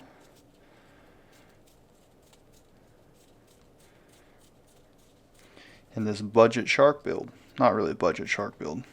If it's a shark, it isn't a budget.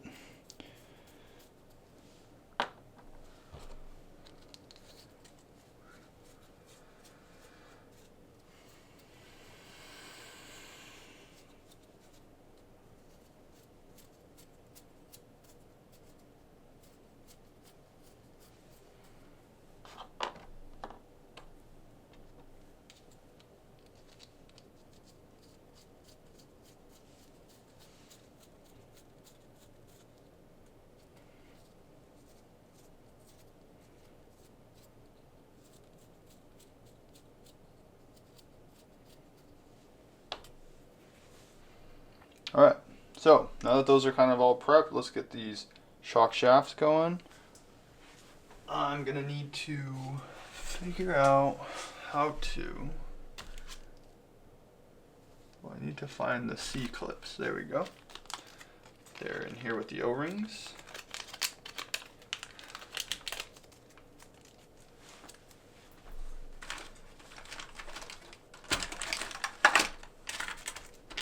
Okay, another thing that you Another thing that's super nice to have is some of this green slime from Team Associated. It's really good for shocks. Helps create a really good seal, which is essential for having no bubbles and weird play in your shock movement. Alright, so C-clips are a pain in the butt, but we gotta do it. Alright.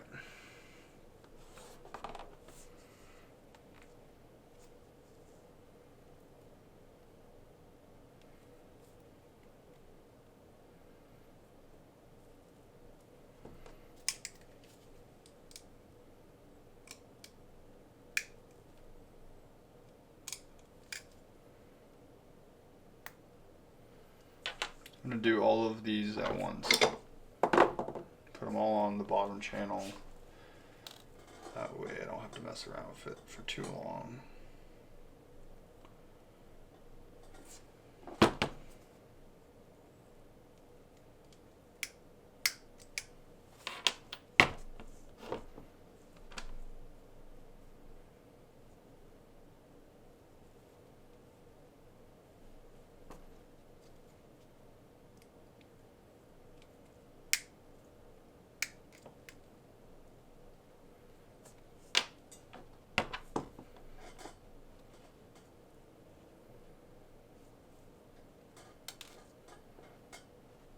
Looks like there is one extra C-clip in the package, just in case. Okay, no, go back on. Come on, I got Chipotle I want to go get.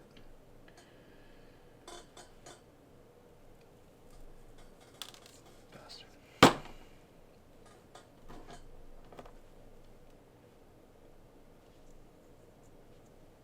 Go.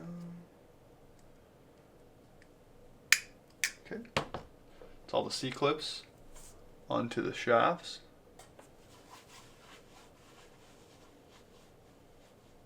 I know you couldn't see that, don't worry. Not gonna work for you. Alright, so now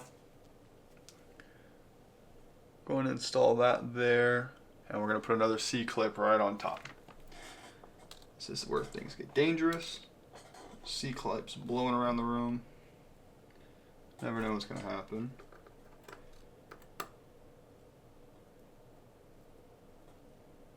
Okay.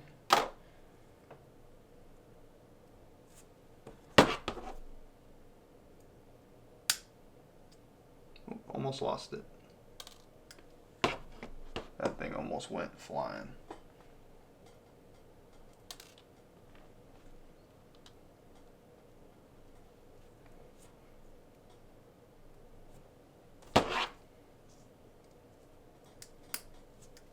Go, one down.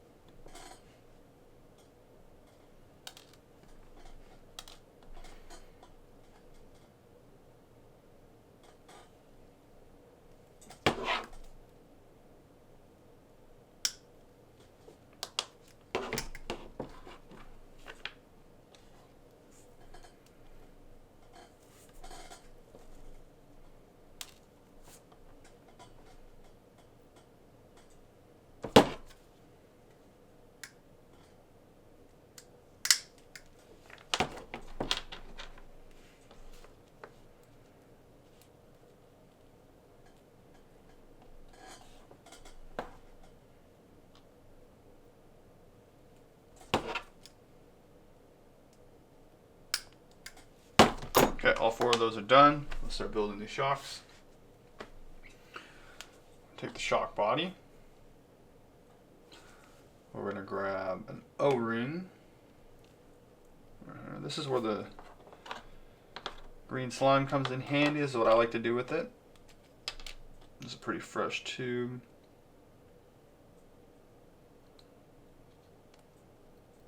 I like to coat the inside with it like so.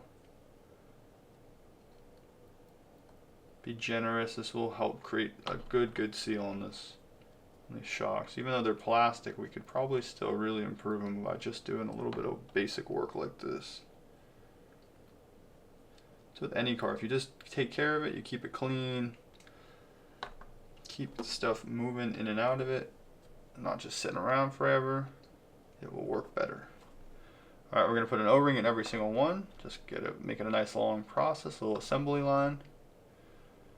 Okay, next, it is a spacer. Let's see which ones it is.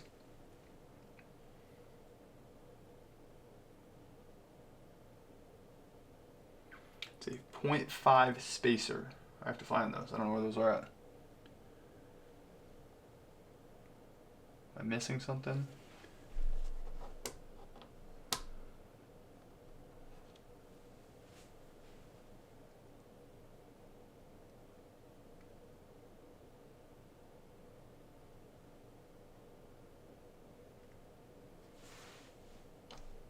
It's not these. It's not those. What the heck is all this stuff?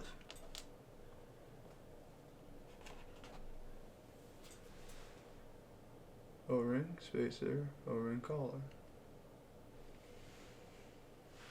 So these collars are going to get D's in them with the shorter flange down, like so. The taller flange is going to be upwards.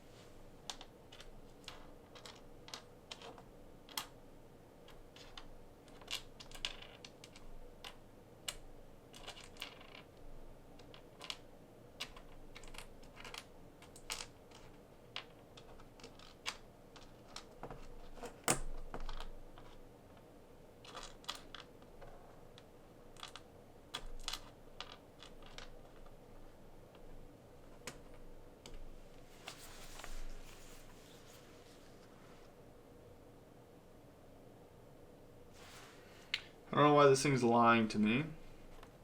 There are no 0.5 spacers that I can find, unless this is in. These look huge though. And those don't even fit there. Alright. Why are they gonna do this to me?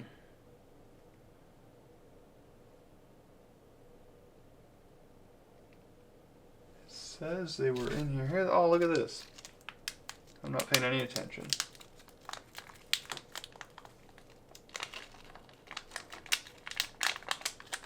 Here we go. Okay, so which O-ring? That's gonna be the O-ring. What are these yellow ones for? Guessing it tells me in the new build stuff that I should be using these these clear ones, I'm guessing.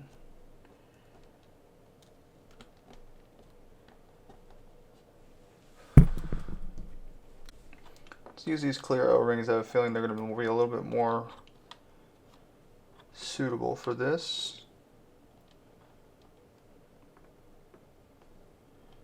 They look a little bit softer, not quite as dried out as the black ones were. Okay, we do that, then we take a spacer into each.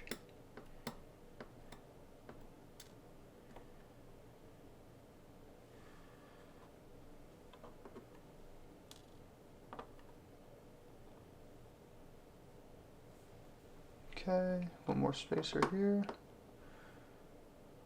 Okay.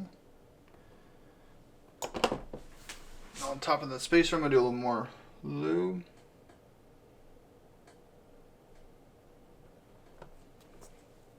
More green slime on there. So use it to press it down a little bit.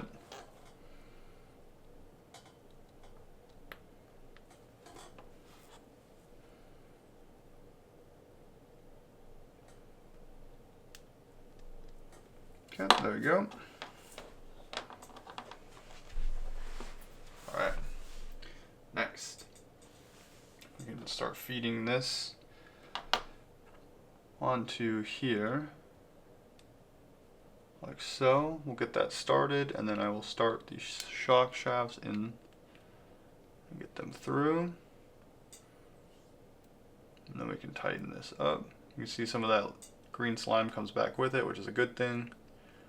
Lets us know that it is in there and working into all the seals, which is good.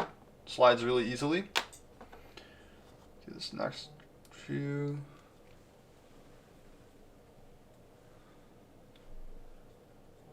Let's see.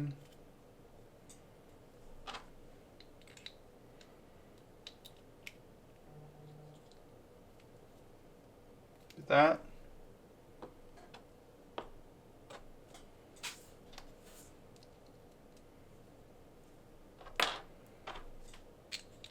We'll get a little bit messy, but just do what you gotta do.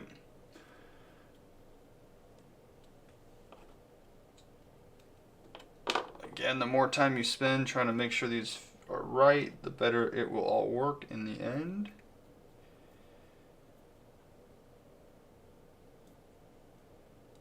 Make sure it's all threaded right.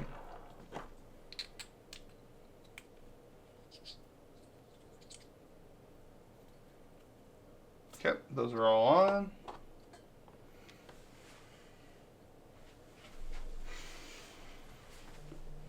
Next, we're going to be putting the ball cup ends on that will be attaching to it. Alright, this is where a shock shaft tool like this comes in handy, because we can now take our ends and start attaching them. But with the shock shaft tool, it's actually going to make it so we don't damage the shock shafts while installing these. So, you take your shock into the shaft like so, you feed it through, and then you can clamp down right onto the actual shaft. Then you can take your little ends and start screwing them on by hand with much more ease of use.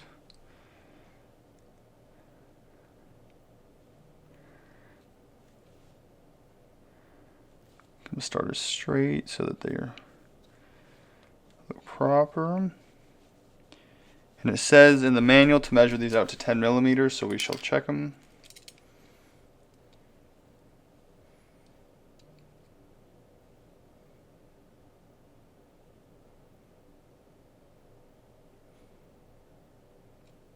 Just go right to the end of the threads.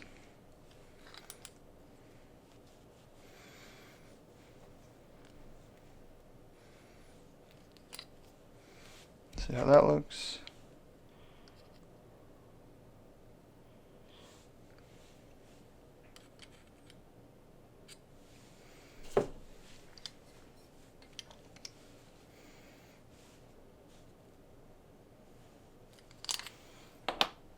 Okay, the shock shaft tool is just about wide enough for me to just kind of screw these all the way up into it until it butts up to it. So I'm just going to do that all the way around.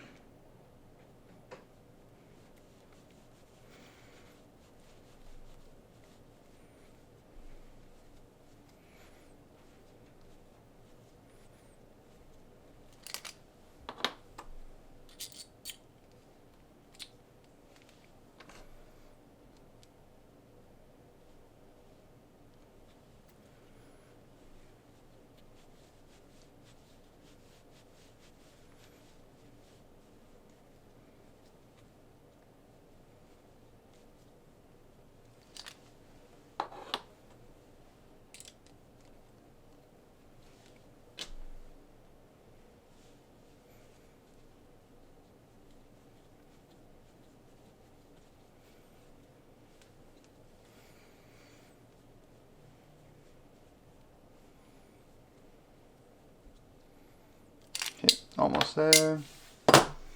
Next, let's get these all filled with oil.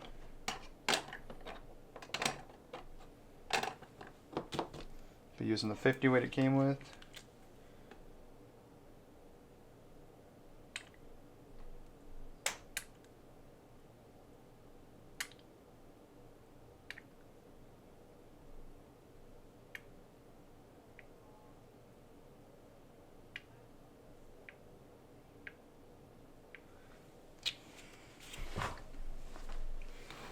Just using this shock holder to let the oil come in and settle. Give it a couple pumps, get the bubbles out.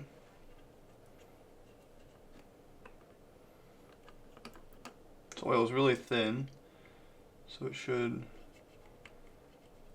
get the bubbles out pretty quickly.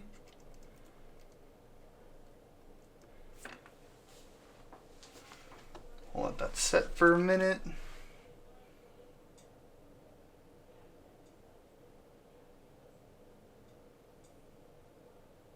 You don't need to go all the way to the top, go pretty far up though. Okay, next we're gonna find our pieces to fit the tops, which are right here.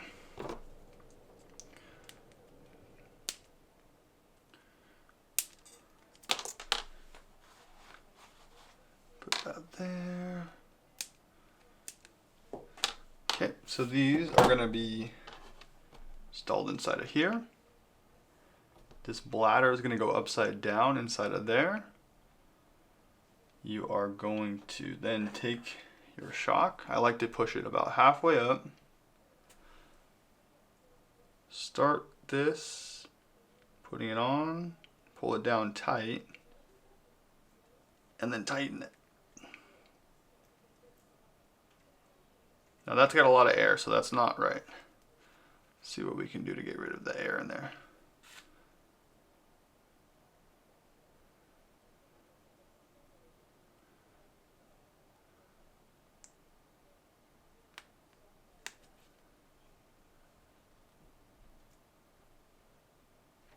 There we go.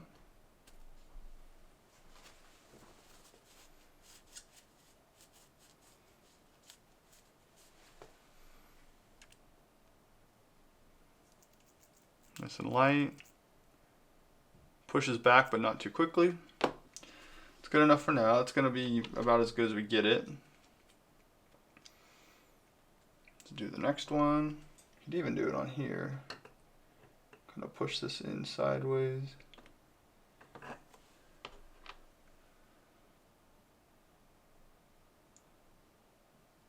And then pull that tight. Screw this lid on.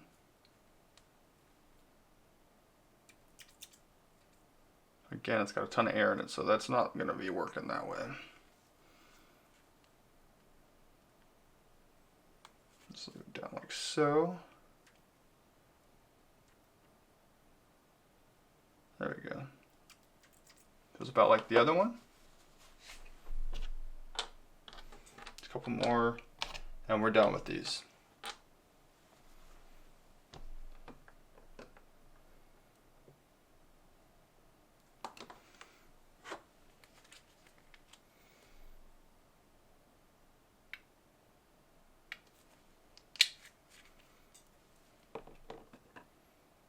These two I'm going to try to put oil to the top and then let it wash out the side as I put these rubber caps on.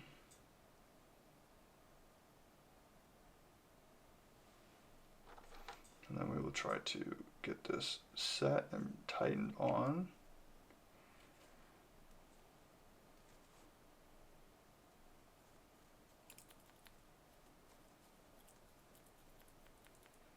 A little bit springy. Let me try that one more time. I don't like when it does that. Let me push some oil out and air. There we go. Yeah, you gotta do like a two-step method on these ones because they pull in a lot of air with those bladders on them. But once you get the air out of them, it cleans it pretty good and it flows pretty well. All right, last one. Push this a little bit up. Put Put this bladder on, press the oil out.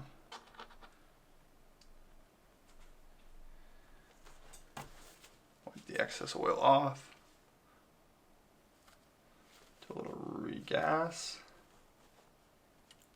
Okay, there it is. Okay, those are on.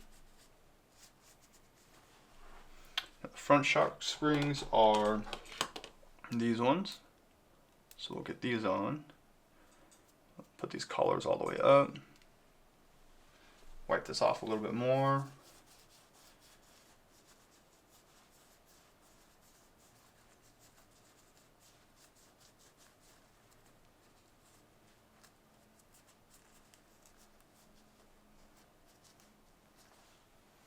Okay, these front ones are a little shallower. These on like this. So front spring. Do a second front spring.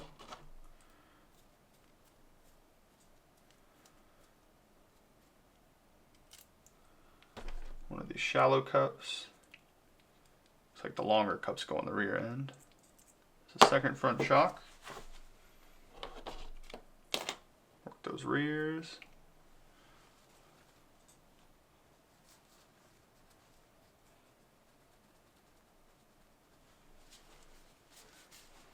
Just keeping this clean as I go.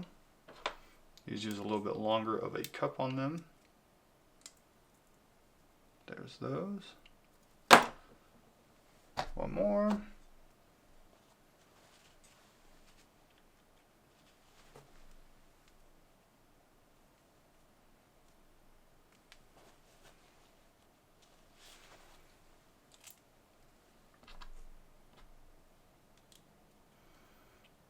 Okay. Oh. It's on here properly. Let's get this loosened up. Okay, two rears. I feel about the same. Let me get this loosened up a little more. Yep, those look right. Fronts look right. Get this stuff out of the way. All right, let's get these front shocks on real quickly. Far outside hole. Okay, get that on there. Grab a second one. Put it on here. These shocks set up a little strange, in my opinion. They use an O-ring as the pressure fit, I guess. As like the locking nut, it's weird. I don't think they'll last too long before you knock them off. Alright, let's see how these work. Let's take our two fronts. Goes here. And one of those black O-rings I realized is actually going to go here, like so. Little snazzy little design. Do one on here. So don't toss those if you have them. I had no idea this is how this worked. So here we go. Alright, let's get this side. Press this cup pressed on. Like so. Okay, and now this side.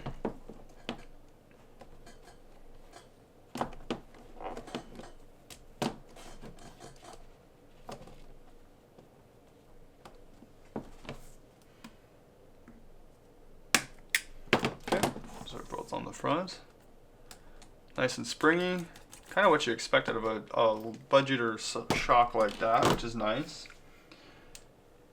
Okay, this is where we are going to be using a couple ball studs and our 20mm extenders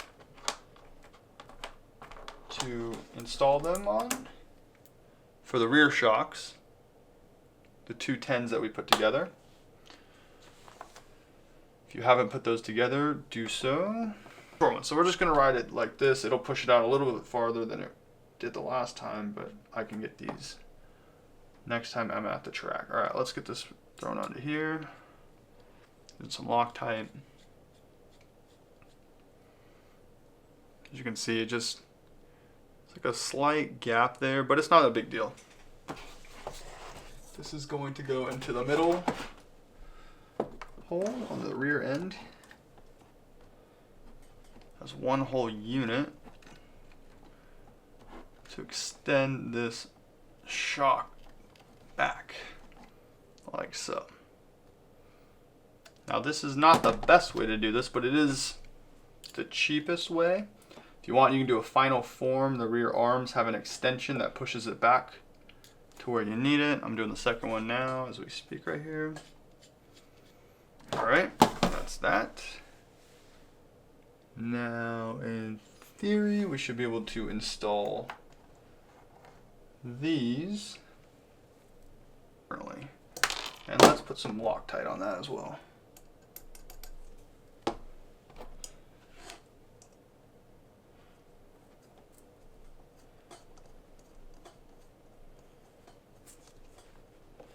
Make sure we wipe all that off. Yes, we shall see how this all works with these stock shocks on this Shark kit, because it is a little bit different than what you might expect. And we'll see how these positions work with these lengths, because it might be too short from here. I might need to move these down a hole. Yeah. Okay, so I moved the shock tower down a bit, and that should give me a little bit more clearance for the shocks. So I'm gonna hook those up, and then I'm gonna start messing with the actual. I'll throw the wheels on and I will see where we're at with the suspension. Yep. Okay, so these will be the right size. Let me rework this a little bit. Alright, let's pop this off. Take this collar off again. Pop the spring. I wonder if it's just these fronts, or if it's just these rears, or if it's both. What ball studs was I supposed to use is my question, or what ball ends? I'm not quite sure. There's nothing else really lying around. The ones that are say they're for a different spot. I don't know. Might leave these a little bit longer too, just because I was having that issue before where it was a little too short. To match the other, throw them back together. This can go down to here. There we go. Goes on like it should. Let's put our O-ring back on here. You can see that's extremely smooth, actually. That feels great. Okay, let's do this other side real quick. Get this top half on. Get this O-ring on. Let's get these so they match. So, snapped on. Okay. You can see, and they're straight up and down on the rear. That's what those two 10mm spacers added together does. Here is the 12mm spacer to move that arm out. Alright, let's put some wheels on this, and then we can start adjusting some of the settings on it to get the camber and all that dialed in. And we can see what the front's doing on us. We're gonna have some stuff we gotta figure out here for sure, as far as angles and adjustments. Okay.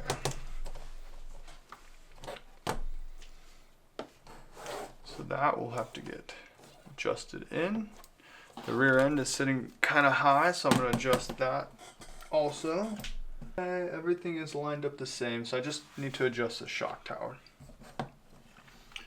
See what we can do if I just move it up to the location I had it at before. We'll see where it sits on the ground.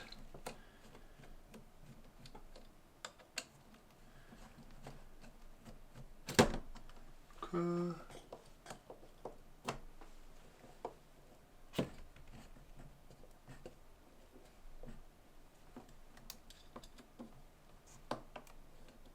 this a little better on the rear end when I move that shock tower back up. Still pretty high though.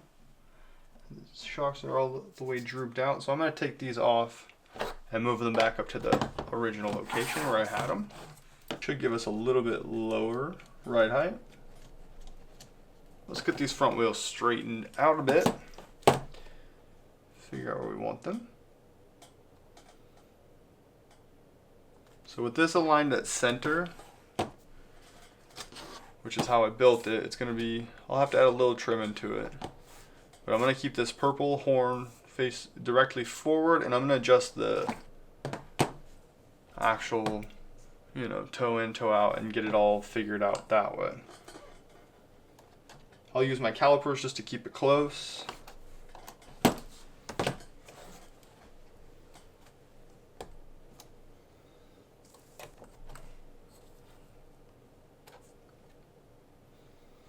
Okay, so that's dead centered here and just slightly toed out in the front on this, on the right side. So I'm going to try to do that to the left side now.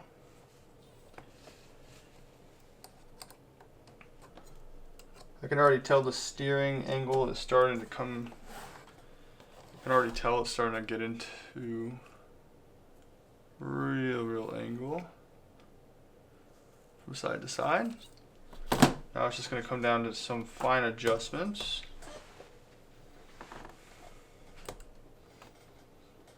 Okay, so dead centered.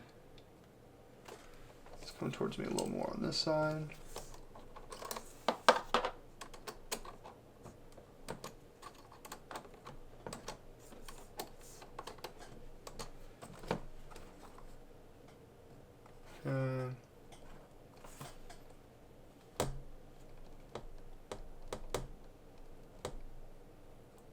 Alright.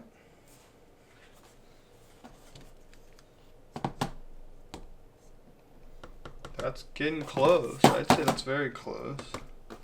It's too light back here. Let's put some tension on the springs. Because I know when the motor gets put in here, it's going to be even heavier.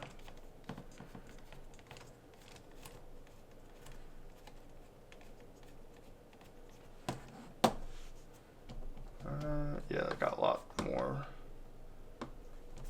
Maybe too much. Let's back it off a little on the left one I overcooked.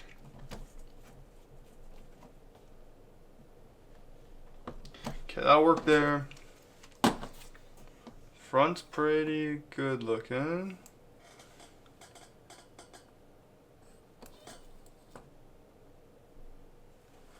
Crazy angle on that without it all dialed in. That's something once you start getting your electronics set up, some of these endpoints you are going to set in your gyro, which is going to help you not have issues with binding or anything like that. So as you can see, this is nice and springy. We're going to keep getting some stuff put into it. I'm trying to think what's next. I think we're pretty close to the motor, ESC, and radio receiver all going in. So I'm going to get prepped for that, and I'll be back in a minute.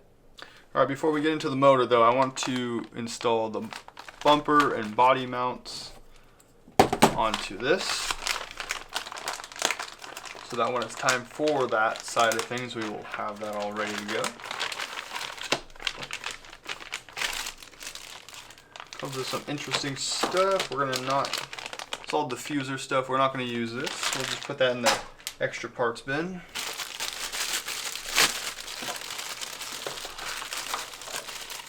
Alright, we're going to need some post for the front too, which are these middle ones. Grab those, take them off of here. We need this front bumper right here and here. And there. Okay, put that off to the side for now in case I need to come back to it. Now this is going to fit right on the front of this chassis, just like this. Just slot right in. First, we're gonna throw these up posts onto the front though. So we need a couple, a little bit longer flat top screws to put into it. Take my trusty drill, and we will, let's see, which ones does it go to? It goes to, I wanna say these center ones.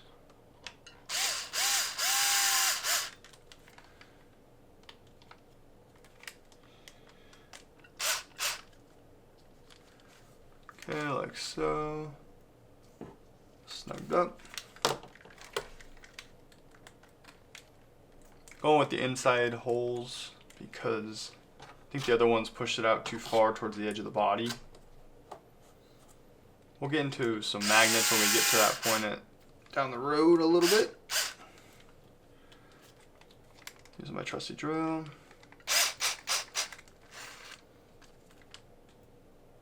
Okay, now I need 3 shorter ones. Actually, they don't have to be that short. They can be longer. 2. Is there another long one? Yeah, we'll go 2 long ones and 1 short one in the middle. So this is just going to here.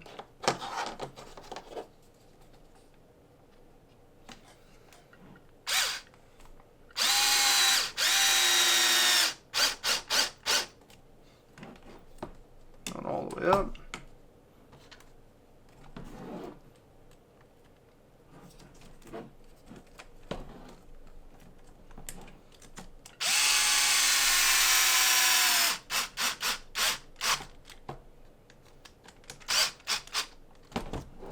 There we go. Get the center one in.